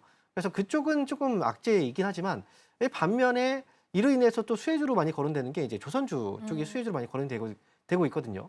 그래서 조선주 같은 경우에 오늘을 기점으로 해서 다시 또 이제 일시적으로 물량 매수가 좀 몰리고 있는 것 같아요. 조선주가 오늘 올라오고 있는데 하지만 이건 단발성 악재일 수 있기 때문에 조선주가 이렇게 올라갔다가 또 빠질 수 있으니까 이렇게 시장이 빠질 때 여러분들께서 시장이 빠질 때 우리가 뭔가 좀 전략을 세워서 수익을 내야 되겠다라고 한다면 분명히 쌀 때 사야 되거든요. 주가가 빠졌을 때 싸게 종목을 사야 되는데 보통 이렇게 빠지는 장 안에서도 올라가는 종목을 사게 돼요. 그러니까 이렇게 반대로 매매를 하지 마시고요. 충분히 많이 빠졌다가 어느 정도 바닥을 좀 잡고 올라가는 신호가 또 오게 되면 차라리 이제 평소에 보던 종목이 좀 떨어졌다. 예를 들어서 삼성전자라든지 하이닉스가 될 수도 있고 그 외에 다른 종목들이 될 수도 있겠죠. IT 관련 종목들. 이런 종목들에 대해서는 차라리 싸게 이제 떨어지고 나서 매수가 좀 들어오기 시작한다면 그때는 차익 이제 단기로 매매가 가능하신 분들은 이 전략도 저는 가능하지 않을까 이렇게 생각합니다. 어쨌든 시장의 충격파 자체는 크지 않다라고 보고 있고요. 그리고 지금 코스피는 이미 1.8%까지 낙폭을 좀 줄여놓고 있거든요. 그러니까 시장은 끝까지 잘 지켜보시면서 너무 아침에 섣불리 매매하지 마시고 어쨌든 그렇게 해서 또 너무 극단적으로 시장이 치닫지는 않을 거라는 거 이렇게 말씀드리도록 하겠습니다. 네. 좋습니다. 그러네요. 지금 코스피 코스닥 양시장 2% 낙폭을 그렸다가 다시금 1%대로 올라오는 모습입니다. 지금 하락이긴 하지만 그래도 어느 정도는 좀 낙폭을 줄였다라는 점 체크를 해보시면 좋을 것 같고요. 말씀해 주신 대로 오늘 조선주들이 그래도 좀 반등을 해주고 있는 모습입니다. 중국이 14일부터 미국 선박에 특별 항만 수수료를 부과하겠다라는 이야기를 내놨죠. 좀 반사 이익이 있을 수 있으니까요. 이 점까지 함께 참고해 보시면 좋겠습니다. 그렇다면 가장 지금 투자자 입장에서는 궁금할 점이 아무래도 반도체 투톱일 것 같습니다. 지난주 금요일에 굉장히 많이 뛰었고 이제 나는 못 사는 시기가 오려나 싶었는데 다시금 좀 이제 기회가 온 건가 싶은 투자자분들 많으실 것 같은데요. 또 내일이 삼성전자의 잠정 실적이 또 나오는 날입니다. 이걸 보고 이 실적 발표로 인해서 주가의 향방이 또 갈릴 것 같거든요. 어닝 서프라이즈가 나올 수 있을까요? 시장에서의 기대는 이미 어닝 서프라이즈를 예상을 하고 있거든요. 그리고 앞에서도 이제 뭐 반도체 업계 풍연기라고 이제 얘기하는 마이크론 쪽에서 실적도 잘 나왔고 거기다가 3분기 잠정 실적이 이제 화요일 날 공개가 되면 시장에서 예상은 일단은 당연히 좋을 거라고 예상을 하고 있어요. 네. 최근에 디램 가격도 상승 중이고 그리고 삼성전자 같은 경우에는 아무래도 HBM 쪽에서 물론 엔비디아 쪽에서의 납품이라는 부분에서 본다면 하이닉스한테는 좀 뒤처지긴 하지만 그럼에도 불구하고 뭐 브로드컴이라든지 AMD 이쪽에 또 납품을 하고 있기 때문에 전반적으로 봤을 때는 이제 반도체 업황 자체가 개선이 되고 있다. 그리고 삼성전자 쪽에서의 메모리 쪽이라든지 또는 비메모리 쪽이라든지 실적 개선과 함께 또 이제 스마트폰도 잘 팔았죠. 그래서 이런 효과들이 분명히 좀 어닝 서프라이즈로 이뤄질 것 같은데 하지만 이제 만약에 어닝 서프라이즈를 예상하고 있다는 건 이미 거기에 주가가 선반영이 좀 되어 있다라고 봐야 됩니다. 이미 9만 원을 넘어가고 주가가 이제 사실 거의 쉬지 않고 올라갔거든요. 그래서 실적에 대한 기대치가 분명히 여기에 반영이 많이 됐을 거예요. 그래서 삼성전자는 오히려 좀 만약에 실적 발표가 나오고 서프라이즈가 나온다 하더라도 우리가 예상했던 기대치보다 훨씬 더 높은 수치의 실적이 나오지 않는다면 아무래도 단기 차익 물량이 좀 나오지 않을까라는 생각도 들어요. 하지만 이제 뭐 이거는 일시적인 현상이기 때문에 단기 차익 매물이 나와서 만약에 또 떨어진다라고 한다면 그것 또한 기회가 될 수 있거든요. 그러니까 이 반도체 관련주들은 좀 무리하게 접근할 필요는 분명히 없어요. 왜냐하면 주가가 최근에 많이 올랐잖아요. 그리고 지금 아무래도 미국의 셧다운 상태 그리고 미중의 어떤 무역 분쟁이 아직도 있기 때문에 그래서 이 종목들은 조정을 조금 이제 충분히 줬을 때 정말 단기 대응이 아니라면 조정을 충분히 많이 줬을 때 사놓고 좀 가는 이런 전략들이 저는 맞지 않을까 생각을 합니다. 오히려 그래서 삼성전자의 실적 발표 이후를 한번 노려보는 것도 저는 나쁘지 않다 이렇게 말씀드리도록 하겠습니다. 이번 주가 또 이런 IT 쪽의 실적 발표들이 계속 있을 예정이거든요. 미국에서는 15일에 ASML 그리고 16일엔 TSMC 실적까지도 발표가 됩니다. 그렇다면 이런 실적들도 아무래도 우리나라 반도체 투톱에 좀 영향이 될 수 있을까요? 관련이 다 되어 있기 때문에 역시 이제 실적에 영향을 주가에 영향을 줄 수밖에 없고요. TSMC 같은 경우에는 아무래도 이제 하이닉스 쪽하고 연동이 좀 많이 지어져서 갈 수 있을 거예요. 물론 삼성전자 역시도 이제 AMD라든지 브로드컴 이쪽에서도 이제 TSMC 쪽에 물량을 생산을 맡기고 있는 상태이기 때문에 어쨌든 전반적인 반도체 업계의 흐름이라고 볼 수가 있고 ASML 같은 경우에도 노광 장비 쪽에서는 사실 우리가 반도체 업황의 가장 중요한 부분이기 때문에 이 기업들의 실적도 결국은 IT 반도체 쪽에서의 수급으로 이어질 수 있어요. 그래서 반도체 업계 같은 경우는 아직까지는 좀 긍정적인 시각을 많이 유지를 하고 있고 다만 일각에서는 이제 거품론에 대한 얘기를 많이 하고 있거든요. AI 쪽에 대한 거품론. IMF 쪽에서도 IMF 총재가 또 얘기를 했었죠. 거품에 대한 가능성도 이야기를 한번 했었는데 뭐 어쨌든 지금 시장 시세 자체가 이쪽으로 계속해서 이제 시선이 와 있다면 이런 시선은 금방 식진 않아요. 그래서 반도체 같은 경우에는 여전히 좀 긍정적인 부분이 좀 많이 있다라고 생각하기 때문에 뭐 특히나 그동안은 이제 특별히 이제 그 고가의 어떤 반도체 쪽이 계속 이제 어느 정도의 성과가 나왔었다면 최근 들어서는 범용 쪽에서의 반도체도 어느 정도 실적 개선이 이루어지고 있기 때문에 아무래도 저는 이제 반도체 쪽은 조정 시에는 여전히 또 매수 관점을 보는 게 좋겠다. 저는 이렇게 말씀드리겠습니다. 역시 AI 슈퍼사이클은 계속 살아있는 것으로 보입니다. 조정 시에 그래도 지금 계속해서 좀 담아가는 전략이 필요할 것이다 라고 알려주셨으니까요. 힌트로 좀 삼아보시면 좋을 것 같습니다. 그러면서 또 하나 좀 체크할 만한 행사가 있어서 말해볼까 합니다. 13일부터 두바이에서 자이텍스 글로벌 2025가 개막을 하게 되는데요. 이것은 바로 또 AI, 로봇, 양자 컴퓨팅까지 핵심 기술들이 총망라하는 그런 행사라고 합니다. 그렇다면 이 행사 안에서의 또 모멘텀이 있으면 또 같이 다시금 좀 불을 뿜어줄 수 있는 모멘텀이 될 수 있을 것 같은데 이번 행사는 또 어떻게 해석을 해보면 좋을까요? 사실 지금 주식시장에서 AI라는 이 단어를 빼고서 설명할 수가 없을 정도로 반도체도 역시 AI 쪽으로 가고 있고 뭐 전력 쪽도 역시 마찬가지고 뭐 대부분 다 AI 관련주들이 움직임이 많이 나와요. 그리고 또 거기에다가 반면에 AI 쪽에 거품이 끼었다. 뭐 샘 올트먼도 그랬었고요. 그다음에 또 연준에서도 그런 얘기가 나왔었고 그리고 또 IMF 쪽에서도 이런 얘기가 나오고 있는데 하지만 그럼에도 불구하고 시장에서 계속 수급은 그쪽에서만 계속 이동을 하고 있거든요. 이번에 이제 자이텍스 글로벌 역시도 AI와 관련된 행사라고 보시면 돼요. 중요한 의제가 있는데 거기에서 이제 중요한 의제 중에 의제로 본다면 소버린 AI라는 거거든요.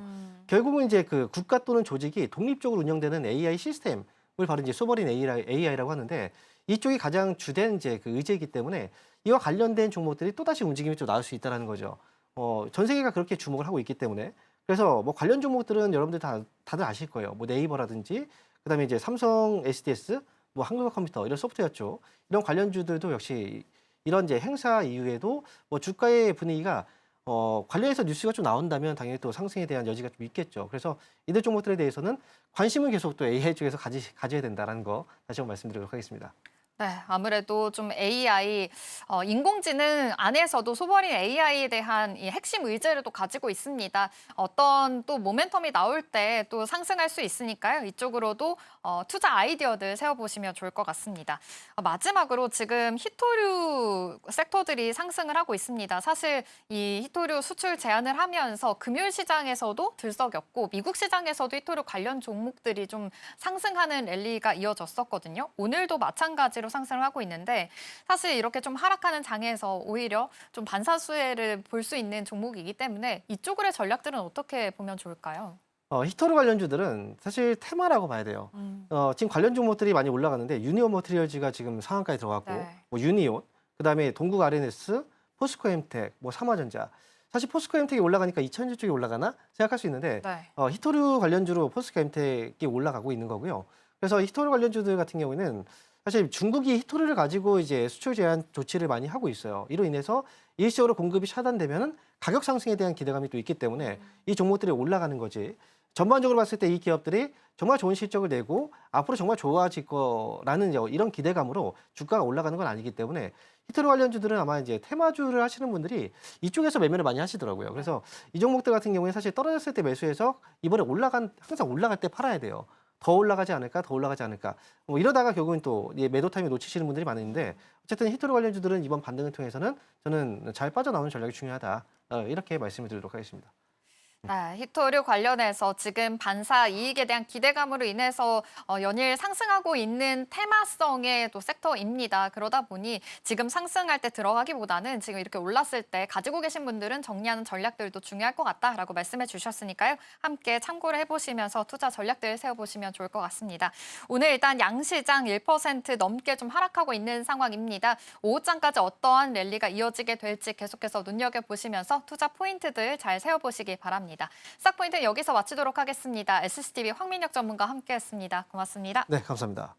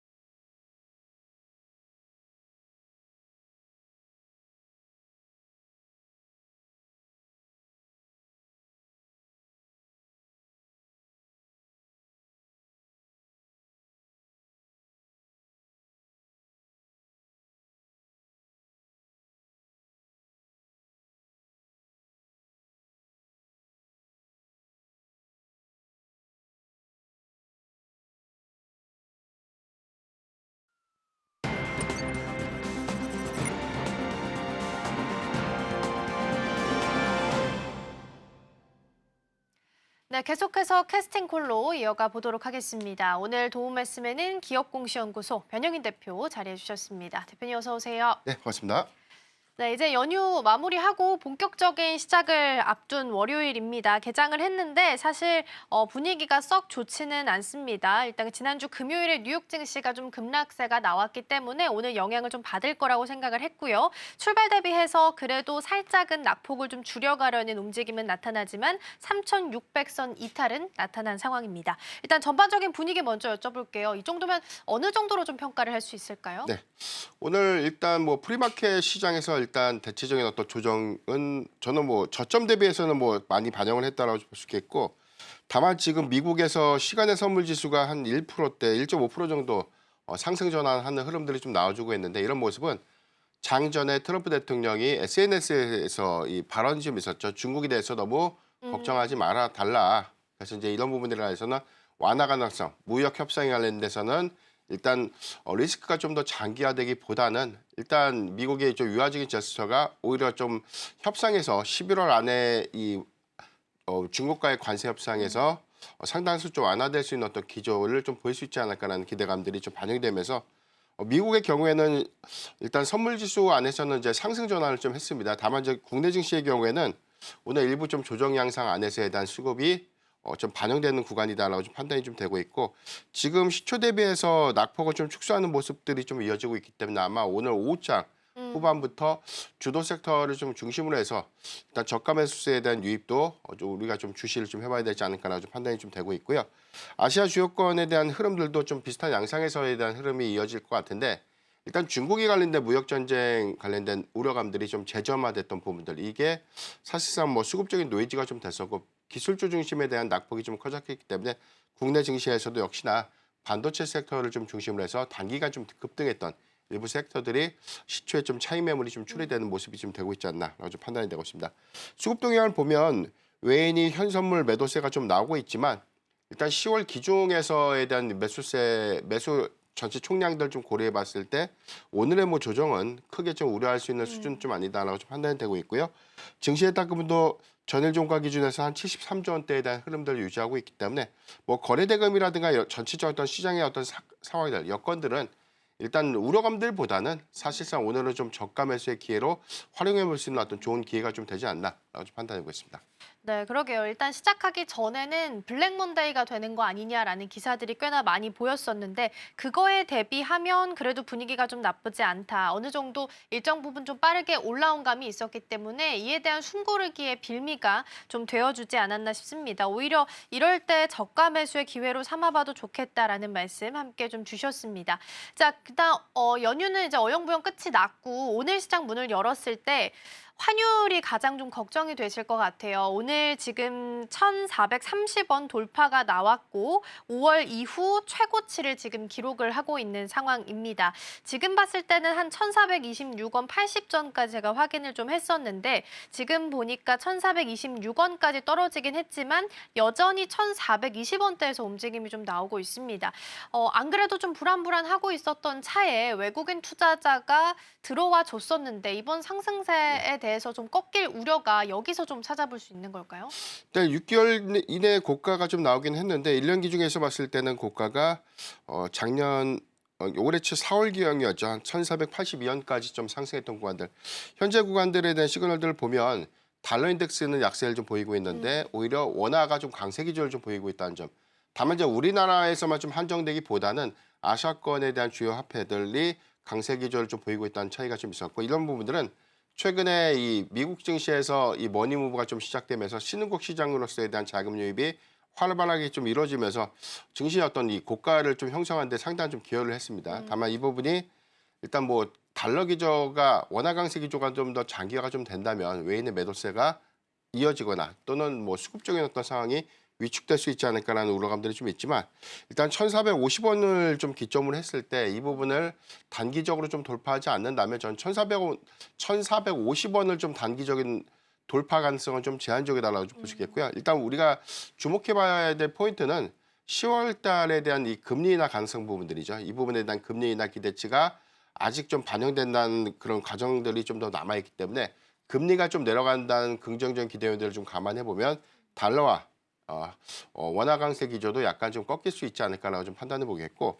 일단 시장의 어떤 우려감들, 증시의 어떤 위험자산 선호도가 최근에 증가됐던 어떤 과정들은 사실 뭐 국내 증시에 대한 상승폭이 상대적으로 좀 컸기 때문에 이런 부분들이 일단 뭐 이 미중 무역 갈등에 관련된 어떤 논란들이 좀 재점화됨에 따른 리스크 부각으로 인한 단기적인 상승세다라고 좀 판단해 보겠고 현재는 뭐 3전 정도 내린 상황에서에 대한 흐름을 좀 확인해 봤기 때문에 여기서 조금 더 추가적인 어떤 급등 양상들이 좀 제한적이라면 현재 구간에서 점진적으로 하락 가능성들을 좀 더 주시를 좀 해봐야 되지 않나 좀 판단되고 있습니다. 그러게요. 좀 떨어져 주긴 해야 될 텐데 지금은 1,426원 60전까지 좀 떨어져 있는 상태고요. 조금 더 내용은 좀 보셔야 될 것 같긴 합니다. 그럼 일단 오늘 만약에 어느 정도 좀 조정이 좀 나온 상태에서 그래도 낙폭은 좀 줄여가고 있다라는 부분이 긍정적이긴 한데 조정을 좀 어디까지 지수 자체는 어디까지 좀 하단을 열어두고 대응 전략을 세우면 좋을까요? 네, 일단은 변수가 주가주 빠지게 된 가장 큰 변수가 미국과 중국의 무역 갈등이 재점화됐던 부분이죠. 이 네. 부분이 트럼프 대통령이 SNS에서 해당되는 어떤 완화 발언이 좀 나오면서 반등을 좀 했기 때문에 네. 일단 이런 부분들 11월 달에 관세 협상에 대한 시한이기 때문에 이 부분이 다시금 좀 유예 기간을 좀 갖는가 또는 11월에 최종적인 어떤 협상을 통해서 타결을 좀 할 것인가 이 여부가 좀 중요할 것 같고요. 만약에 미국과 중국의 이 무역 분쟁이 좀 장기화될 수 있는 양상을 좀 보여준다면 코스피의 경우에는 현재 뭐 RSI 지표에서도 과열권에 대한 흐름들을 좀 보여주고 있고 단기적인 추세선은 3,435선으로 좀 확인되고 있거든요. 이 부분이 크게 좀 이탈되지 않는다면 유지가 좀 되지 않을까. 다만 단기적으로는 네. 3,435선에 대한 지지 여부가 좀 중요할 것이다라고 좀 판단되고 있고 이 부분은 대외 변수가 좀 더 작용되고 있지 않나. 이제 국내 어떤 이슈들보다는 사실 뭐 지수의 어떤 흐름들이라든가 수급 동향들을 좀 감안했을 때 하방보다는 상방의 기대감들이 아직까지 좀 더 유효하다라고 볼 수 있겠고 전체적인 어떤 수급 기조도 주도 섹터인 뭐 반도체 섹터를 좀 중심으로 해서 수급의 연속성이 좀 나오고 있다는 점. 여기다 해서 3분기 어닝 시즌이 좀 본격화되는 그런 구간이기 때문에 일단 지수는 하방보다는 상방의 기대 요인들을 좀 더 가져갈 수 있지 않을까. 다만 대외 변수는 미중 관세에 관련된 불확실성일 텐데 일단 이 부분들은 트럼프 대통령에 대한 어떤 기조를 통해서 확인했듯이 일단 뭐 악화보다는 좀 더 완화되고 협상 현재 우위 과정에서에 대한 진통 과정들은 좀 어느 정도 있겠지만 저는 상당히 뭐 이전 뭐 주가에 좀 많이 반영을 했기 때문에 관세가 추가적인 어떤 하락 가능성들을 좀 더 확대시킬 수 있는 어떤 역량들은 좀 제한적이지 않을까라고 볼 수 있기 때문에 현재 저는 오히려 하방보다는 뭐 상방의 무게감들을 좀 더 우리가 주시를 좀 하면서 오늘 같은 뭐 조정의 어떤 구간들은 대형주 중심의 어떤 포트 편입의 어떤 기회로 활용해 볼 수 있지 않을까라고 판단하고 있습니다. 네, 그래도 하방보다는 상방 쪽으로 긍정적인 좀 코멘트 주셨고요. 3,430선을 하방에 대한 지지력 확인하면서 가야 된다라는 말씀 주셨으니까 요 선도 참고해서 함께 보시면 좋겠습니다. 여전히 3,557선 현재 좀 지나가면서 코스닥은 낙폭을 좀 많이 줄인 상태로 확인되고 외국인과 기관 그리고 기관 쪽에서 매수로 포지션 변환도 나타났다라는 부분도 함께 챙겨보겠습니다. 자, 그럼 이어서 오늘 올라오고 있는 테마들도 함께 점검 좀 해보도록 하겠습니다. 첫 번째 테마는 반도체 준비되어 있습니다. 일단 지난주 금요일 뉴욕 증시에서는 빅테크 관련주 시총만 1,100조 원 정도 증발이 된 상태입니다. 사실 오늘 우리 시장 좀 걱정이 될 수밖에 없었는데 지수 자체만 놓고 봤을 때는 그래도 아직까지는 좀 건강한 조정 정도로 해석이 좀 될 수 있을 것 같고요. 여전히 좀 수요가 AI에 대해서는 탄탄한 것으로 확인이 좀 되고 있기 때문에 오히려 지금의 저가 매수 기회로 삼아도 될지 그리고 내일 삼성전자 잠정 실적 앞두고 있는 상황이기 때문에 전략까지 함께 점검해 보겠습니다. 두 번째 열어볼까요? 두 번째는 히토류입니다. 미중 무역 갈등의 시발점이 이제 히토류였죠. 중국 쪽에서 이걸 좀 통제하겠다라고 이야기를 내놓게 되면서 주말 사이에 트럼프 대통령이 맞불 작전으로 무역에 대한 관세 이야기를 다시 한번 100%까지 꺼내놓게 됐고요. 오늘 히토류가 좀 올라오고 특히나 유니온 머티리얼이 지금 상한가에 좀 안착이 되어 있습니다. 다만 여기 관련된 종목들 시총이 좀 워낙 작기 때문에 참고해서 보셔야 되겠습니다. 마지막 열어볼게요. 마지막은 오늘 의외로 다시 좀 조선 쪽이 좀 올라옵니다. 미중 무역 분쟁 발생했을 때 그나마 좀 선방해 줄 수 있는 수혜 받을 수 있는 섹터로 조선 쪽 언급이 좀 되고 있죠. 그래서인지 오늘 관심 좀 받고 있는 것 같고요. 현재 시간 기준으로 14일부터는 미국 쪽에서 입항 수수료에 대한 부과 일정도 좀 있기 때문에 함께 참고해서 점검을 좀 해보도록 하겠습니다. 자, 그럼 일단 반도체부터 출발을 해야 될 텐데요. 미중 무역 갈등 문제가 다시 커지게 되면서 조정이 좀 나오게 됐고 그동안 반도체 관련주들이 좀 이끌어온 시장이었는데 이걸 오히려 기회로 삼아봐도 될지 고민 많이 하실 것 같거든요. 어떻게 보세요? 네.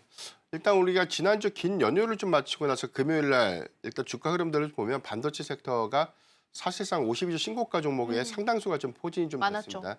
일단 뭐 반도체 빅2의 수급도 외인 중심의 수급의 연속성들을 좀 보이고 있고 SK하이닉스의 경우에는 외인과 기관의 매도세가 좀 있지만 개인을 중심으로 한 매수세가 좀 유입되고 있다는 점, 그리고 단기적인 상승폭이 크게 좀 작용하고 있는 그런 과정에서 수급을 상당히 좀 견조한 흐름들을 재차 좀 유지하고 있다는 점에서 긍정적이다라고 좀 판단이 좀 되고 있고요.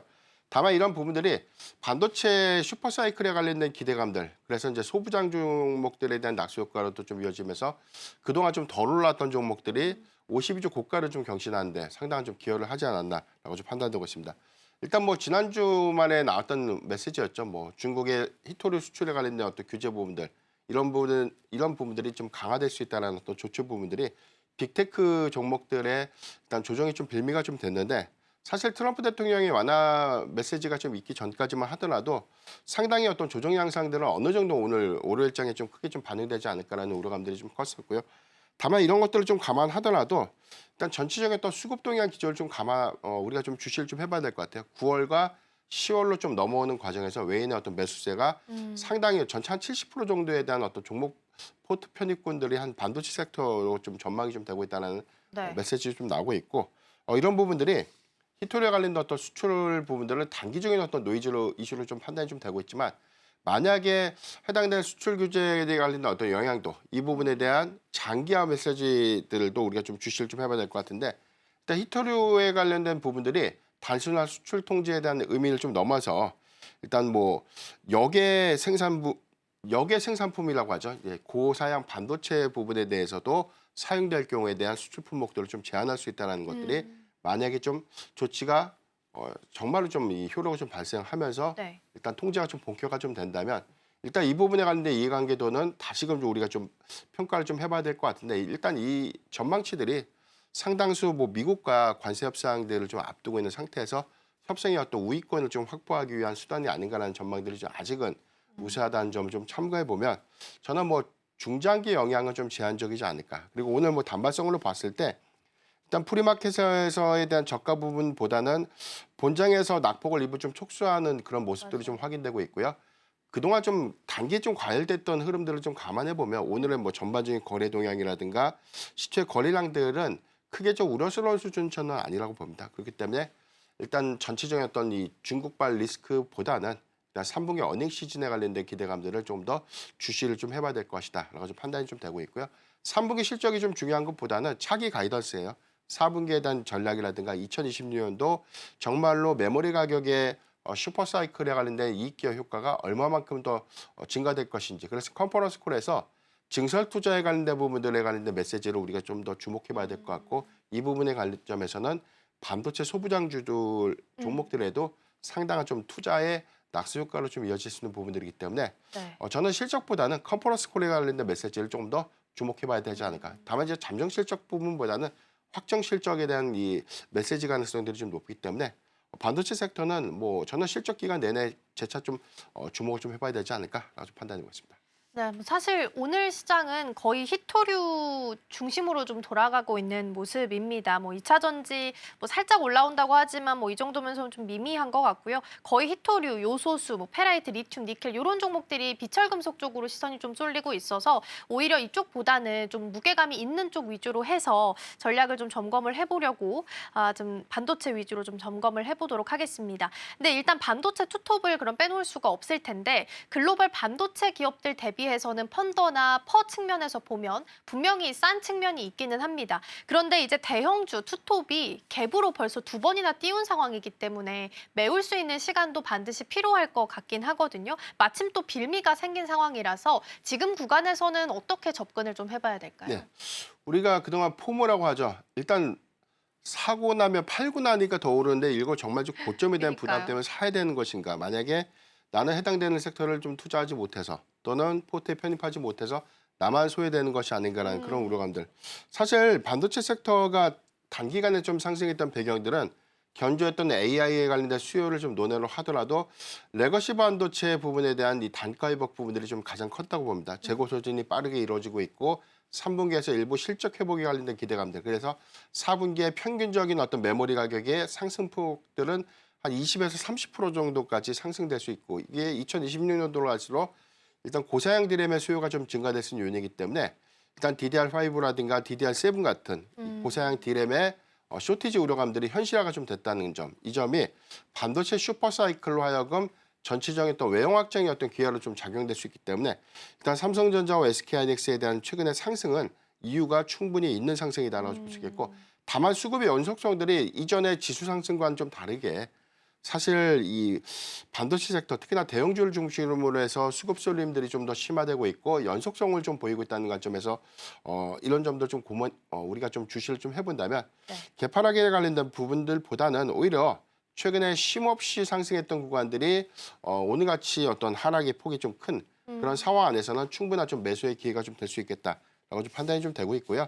3분기 실적에 대한 기대감들이 일부 좀 세로인 좀 될 수 있습니다. 저는 실적의 숫자가 좀 중요한 것이 아니라 4분기에 어떤 메시지, 증설 투자 효과를 어떻게 가져가서 2026년도에 실적의 업턴 사이즈를 얼마만큼 크게 좀 제시할 수 있는가, 이게 좀 중요할 것이기 때문에 재차 좀 강조를 드리지만 4분기까지는 충분히 반도체 섹터, 특히나 삼성전자와 SK하이닉스에 대한 상승 여력은 조금 더 남아있다는 점 참고하면 좋을 것 같습니다. 그렇군요. 일단은 오늘 흐름을 봤을 때는 외국인 투자자는 삼전을 담고 하이닉스를 좀 팔고 있고요. 기관도 마찬가지 흐름입니다. 삼성전자를 담고 SK 하이닉스는 좀 팔고 있는 상황이고요. 어쨌든 이렇게 좀 비중 있는 두 종목이 갭 띄우면서 두 번이나 상승을 한 상황이기 때문에 메꾸는 데까지도 시간이 좀 필요해 보이기는 합니다.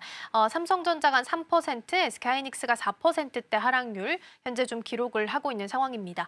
삼성전자만 떼어놓고 봤을 때는 어쨌든 잠정 실적 D-1입니다. 물론 확정 실적과 좀 괴리감이 있을 수는 있겠지만 어느 정도 우리가 확인할 수 있는 지표가 되어줄 수는 있을 텐데 오늘 한 3%대 흔들리고 있습니다. 지금 이게 기회가 될 수 있을지 아니면 일단 내일까지 다 열어보고 확인하고 가야 되는 걸까요? 네, 일단 뭐 고점에 대한 부담들보다는 오늘을 저는 뭐 매수의 기회로 좀 접근은 좀 가능하지 않을까. 일단 실적에 관련된 추정치가 상향됐고 영업이익 부분이 10조를 좀 회복할 맞아요. 것인가가 좀 중요할 것 같은데, 일단 컨센 평균이 저단에서는 8조 6천억 정도로 좀 제시가 됐고 많게는 한 9조 원대 중반까지 네.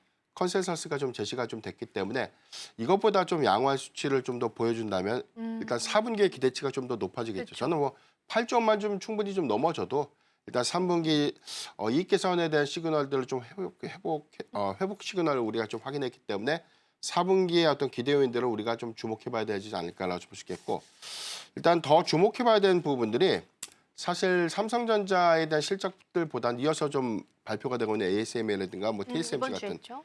그러니까 이번 주에 어떤 반도체 섹터에 대한 전반적인 어떤 실적 기조가 대체적으로는 컨센서스 대비해서는 좀 상회하는 실적이 좀 나올 것입니다. 다만 우리가 좀 주목해볼 포인트가 정말로 이 메모리 가격의 어떤 상승 부분들이 좀 반영될 수 있는 부분들, 특히나 수요 확장 부분들이 이번에도 우리가 예상했던 것보다 좀 더 견조하고 더 강한 수요를 확인할 수 있는지 이 여부가 좀 중요할 것이기 때문에 대체적으로 시장의 어떤 기대감들을 충족시킬 만한 어떤 메시지 내지는 실적 지표가 좀 확인이 된다면 연속성 있는 상승들은 이어갈 수 있지 않을까라고 좀 보셨기 때문에 삼성전자는 뭐 오늘의 하락은 충분히 좀 매수의 기회로 활용해 볼 수 있겠다라고 좀 판단하고 있습니다. 오히려 매수의 기회가 될 수 있겠다라는 말씀 주셨습니다. 삼성전자도 차트상으로는 현재 양봉이고요. SK하이닉스도 마찬가지긴 합니다. 양봉이고 두 종목 모두 다 지금 아랫꼬리가 좀 달려있는 것으로 확인되고 있기 때문에 5장에서 낙폭을 좀 만회해 갈 수 있을지 중요하게 체크해 보시면 좋겠습니다. 자, 그럼 투톱 떼어놓고 소부장 쪽으로 시선 좀 돌려볼게요. 반도체주를 조정의 기회로 삼아야 된다라고 한다면 소부장도 궁금하실 것 같아요. 탄력성 측면에서 수익률이 더 잘 나오기 때문에 소부장을 보셨을 텐데 지금까지 봤을 때는 반도체 투톱에 대한 수익률이 훨씬 더 좋지 않았나 싶거든요. 네. 소부장에 대한 전략은 어떻게 가져가야 돼요? 소부장주 종목들도 사실 지난주 금요일 날 52조 고가 종목들이 꽤 많이 나왔습니다. 맞아요. 해당된 내용들 보면 그동안 좀 덜 주목받았던 종목들이 조금 더 강한 흐름들을 좀 보여줬었고, 삼성이랑 파운드리 관련 종목들이 이전부터 좀 강한 흐름들을 좀 보여줬기 때문에 상승의 폭은 좀 제한적이지만 그래도 연속성 있는 흐름들을 좀 가져간다는 점, 특히나 HBM 밸류체인을 가져갔던 뭐 한비반도체가 지난주 금요일에 좀 급등했던 모습들을 좀 보여줬기 때문에 일단 우리가 좀 주목해볼 포인트는 소부장주 종목들이 뭐 HBM 밸류체인이냐 아니면 뭐 삼성양 파운드리 관련 종목들을 봐야 되느냐, 뭐 CXL이라든가 뭐 NPU 관련 종목들이라든가 뭐 다양하게 우리가 좀 접근을 좀 할 수 있겠죠. 다만 어닝 시즌인 점을 좀 감안해 보면 실적의 양극화는 좀 주의를 좀 해볼 필요가 있을 것 같아요. 2분기 때도 우리가 확인했던 실적의 기대치와는 좀 다르게 좀 주가가 좀 움직였던 측면들 좀 고려해 보면 일단 3분기 어닝 시즌에는 전체적인 어떤 실적 기조, 실적의 턴어라운드가 좀 유력한 종목이라든가 영업이익률이 상위에 포진되고 있는 OPM 기준에서 뭐 40%가 좀 넘는 기업이 한미반도체 정도로 좀 확인 좀 되고 있는데 일단 뭐 한 25% 정도 상위 기업들이 뭐 한미반도체, 뭐 TCK, 주성 엔지니어링, 파크 시스템즈 같은 종목들이 좀 상위 영업이익률 좀 보여주고 있기 때문에 이번에 3분기에도 역시나 연속성 있는 흐름들 좀 보여준다면 이익 기조 안에서에 대한 흐름들 충분히 좀 가져갈 수 있겠다라고 좀 판단해 보겠고요. 이런 관점에서 저는 뭐 기판 종목들을 좀 재차 좀 봐야 되지 않을까. 다만 이제 우리가 이수페타시스의 경우에는 네. 고다층 기판이죠. MLB 기판에 관련된 수요를 모두 다 좀 반영시키면서 지난주에도 52조 고가를 좀 형성했지만 단기적인 상승했던 폭들을 좀 감안해 보면 저는 뭐 사실 이전에 어떤 이 기대감들을 좀 반영시키지 못한 대덕전자를 좀 더 관심 있게 좀 봐야 되지 않을까. 네. 오늘 2%대 좀 하락 좀 나오고 있지만 지난주 금요일 날 37,600원 52조 고가를 좀 경신했습니다. 역사상 최고가는 좀 아니었지만 일단 대덕전자가 3분기 실적 회복 기대감 그리고 4분기에서 내년도 상반기까지 이어질 수 있는 범용 기판에 대한 수요 회복세들과 좀 맞물리면서 이익 확장 기조가 일단 4분기를 기점으로 확장세를 좀 보일 수 있다는 점들은 주가의 어떤 연속성 있는 상승 기대감들 가져가 볼 수 있지 않을까라고 볼 수 있기 때문에 대덕전자의 경우에도 뭐 오늘의 조정 정도를 매수의 기회로 좀 활용해 볼 수 있겠다. 그리고 반도체 소부장주 안에서 특히 기판주 안에서 이수페타시스의 이 상승폭과 좀 비교했을 때 대덕전자가 과연 좀 옳은 것이 좀 있는가라는 관점에서 해석을 해보면 조금 더 상승의 여러 관점의 기대 요인들은 남아있지 않을까라고 좀 판단해 보겠습니다. 네, 그러니까요. 최근에 이제 기판이 관심을 좀 많이 받고 있습니다. 원래 이제 스마트폰에 들어가는 거다 보니까 미세화가 중시가 되어 있었다가 요즘에는 서버용으로 많이 사용하니까 지금은 미세화보다는 고다층화가 좀 중요시 되고 있습니다. 많이 쌓으면 쌓을수록 더 많이 사용하면 기업들 입장에서는 수익성을 개성하는 데 있어서 좋기 때문에 기판주가 좀 관심을 받고 있고 그중에서는 대덕전자 2.1%였다가 지금 1.9%로 낙폭을 좀 줄였고요. 외국인과 기관 수급도 괜찮네요. 지금 한 외국인이 4거래일, 기관 쪽에서 한 5거래일 정도 연속적으로 들어오고 있으니까 오늘이 조정시 기회가 될 수 있을지 함께 좀 보시면 좋겠고요. 오늘은 시간 여유가 있어서 지난주에 주셨던 탑픽 종목 네이버 잠깐 점검을 좀 하고 가도록 하겠습니다. 일단 네이버는 오늘 한 1.3% 내리고 있고요. 지난주 금요일 기준으로 외국인이 좀 들어왔습니다. 반도체, 투톱, 그리고 두산에너빌리티, 네이버까지 같이 좀 관심을 받는 듯한 흐름이 좀 나타났었는데 사실 두나무 관심 받으면서 좀 올라왔었지만 아직까지 추가적으로 뚜렷하게 나타난 건 없습니다. 그럼에도 불구하고 주가가 이만큼 올랐기 때문에 미리 기대감을 좀 땡겨왔다라고 볼 수 있을 것 같아서 지금 구간에서도 여전히 긍정적인 사인 좀 주실 수 있을지 궁금하실 것 같아요. 네, 충분히 접근은 가능하다고 봅니다. 수급 기조 관점에서 견조한 흐름들을 유지하고 있고 더군다나 뭐 3분기 실적에 관련된 기대 요인들 충분하다는 점. 최근에 상승했던 점들은 뭐 두나무에 관련된 이슈가 좀 부각이 됐지만 전체적으로 네이버의 큰 축을 좀 담당하시는 부분들은 뭐 소버린 AI 정책이죠. 국가 주도의 AI 사업의 주춧돌로서 하락 기대감들이 좀 남아 있는 네이버의 경우에는 사실 이 AI에 좀 접목되고 있는 사업 수익화 모델들이 좀 빠르게 좀 이익 기여로 좀 이어질 수 있는 부분들, 특히나 이커머스 부분에 대한 약진 부분들이 4분기 그리고 내년도에 실적 기대 요인들이 좀 남을 수 있는 부분들이기 때문에 그동안 챗GPT가 출시되고 난 이후에 AI 검색 기능들에 관련된 어떤 점유율이 좀 떨어질 수 있다는 우려감들 때문에 네이버가 사실상 뭐 주가 좀 조정받은 측면도 좀 있습니다. 다만 이런 것들을 제거하고 보더라도 본업 사업에 대한 강점들은 뭐 이커머스 부분에 대한 이 수익화 모델들이 오히려 AI와 좀 결합이 되면서 오히려 수익 다각화를 좀 이루고 있다는 점. 여기다 해서 소버린 AI 정책이라든가 두나무의 수직 계열화에 관련된 향후의 형성 기대감들이 좀 유효하다는 점 감안해 보면 네이버가 종국적으로 두나무의 수직 계열화를 좀 구축하고 난 이후에 오히려 이 사업적인 어떤 시너지라든가 외형 확장에 관련된 기대 요인들은 주가에 좀 반영될 수 있겠다라고 좀 판단해 보겠는데 만약에 우리가 뭐 두나무에 대한 이 수직 계열화를 좀 이루는 그런 어떤 주식 수합 부분들이 철회된다고 하더라도 이 부분은 사실 뭐 수급적인 노이즈가 좀 될 수는 있겠지만 본업 영향에는 전 제한적이라고 봅니다. 오히려 정책 기조는 AI 관련된 정책 부분들, 특히나 네이버가 좀 주도하시는 부분들은 소버린 AI 정책의 가장 큰 수혜가 좀 될 수 있다는 관점에서 긍정적이지 않나 판단되고 있습니다. 두나무 이슈로 주가가 최근에 많이 오른 바는 있지만 이걸 제외하고 보더라도 이미 본업이 가지고 있는 매력적인 포인트만으로도 투자할 만하다라는 말씀을 좀 주신 것 같고요. 그래도 이제 외국인 쪽에서 긍정적인 시각으로 좀 바뀌는 것 같습니다. 오늘도 가수급이긴 한데 외국인 순매수단에서 좀 들어오고 있는 것으로 확인되고 있고 낙폭도 일단 일부는 좀 줄여갑니다. 1.4% 하락세 현재 기록을 하고 있는 상황이다라는 부분도 함께 챙겨보시면 좋겠습니다. 자, 이렇게 해서 네이버 AS까지 진행해봤고요. 대표님과는 여기서 인사 나누겠습니다. 오늘 말씀 고맙습니다.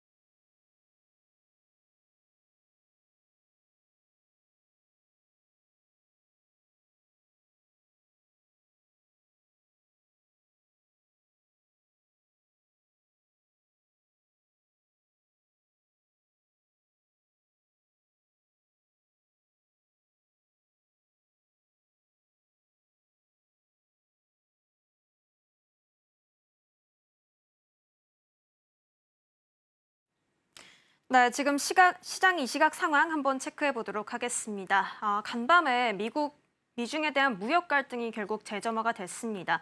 빅테크 주식에서만 시총이 1,100조 원 정도 증발하는 모습까지 우리가 확인해 볼 수가 있었는데요. 결국 이 불안감이 확산되고 말았습니다. 다음 타겟은 한국 시장이 되는 것 아닌지 주말 사이에 이러한 불안감으로 인해서 하루하루를 보낸 것 같습니다. 결국 오늘장은 그 불안이 현실화될 것인지 그 부분을 확인하는 그런 출발선이 될 것으로 보입니다. 자, 그렇다면 지수 상황부터 먼저 체크해 보도록 하겠습니다. 코스피는 결국 3,600선을 장 초반과 함께 이탈하고 말았습니다. 트럼프의 화해 기조로 인해서 일단은 큰 긴장감은 덜어내기는 했지만요. 오늘 외국인의 팔자세가 코스피의 지수를 좀 끌어내리고 있는 모습 확인해 볼 수 있습니다. 현재 코스피는 3,561선 지나가고 있고요. 코스닥은 856선 지나가고 있습니다. 일단 양 지수 모두 장 초반의 낙폭은 조금 줄여나가고 있는 모습 확인해 볼 수 있습니다.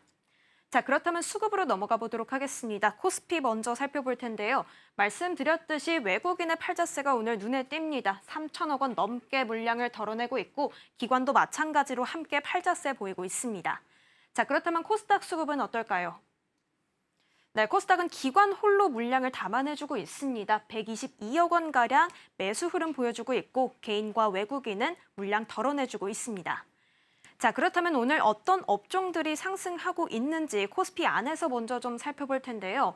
오늘 상승 업종은 적습니다. 일단은 철강 및 금속이 3% 넘는 상승세로 그래도 일단은 이 안에 수급이 좀 몰리고 있는 모습들 좀 확인해 볼 수가 있겠는데요. 특히 철강주를 좀 눈여겨봐야 하겠습니다. 일부 종목들 상승불 켜주고 있는 모습 확인해 볼 수가 있겠습니다. 다음으로는 기계와 서비스업이 있는데요. 기계는 1.51% 상승, 서비스업은 0.19% 오르고 있습니다. 그렇다면은 하락 업종도 이어서 살펴보도록 하겠습니다. 네, 오늘 일단 전기전자의 낙폭이 가장 좀 큽니다. 전기전자와 증권, 의료정밀까지 모두 2% 넘는 하락세 현재 보여주고 있는데요.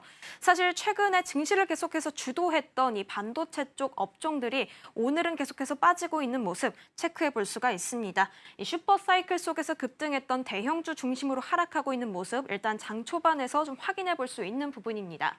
자, 이어서 보험과 운수창고 제조업까지도 1%대의 하락률 보여주고 있습니다. 자, 그렇다면 코스닥 상승 업종도 살펴보도록 하겠습니다.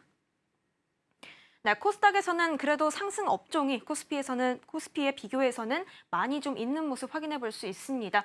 기타 제조 2% 넘는 상승률 보여주고 있고요. 코스닥에서도 금속의 현재 1% 가까운 상승률 보여주고 있습니다. 이어서 오락 문화와 화학까지도 상승 업종에 자리하고 있습니다. 자, 그렇다면 하락 업종은 어떤 것들이 있을까요?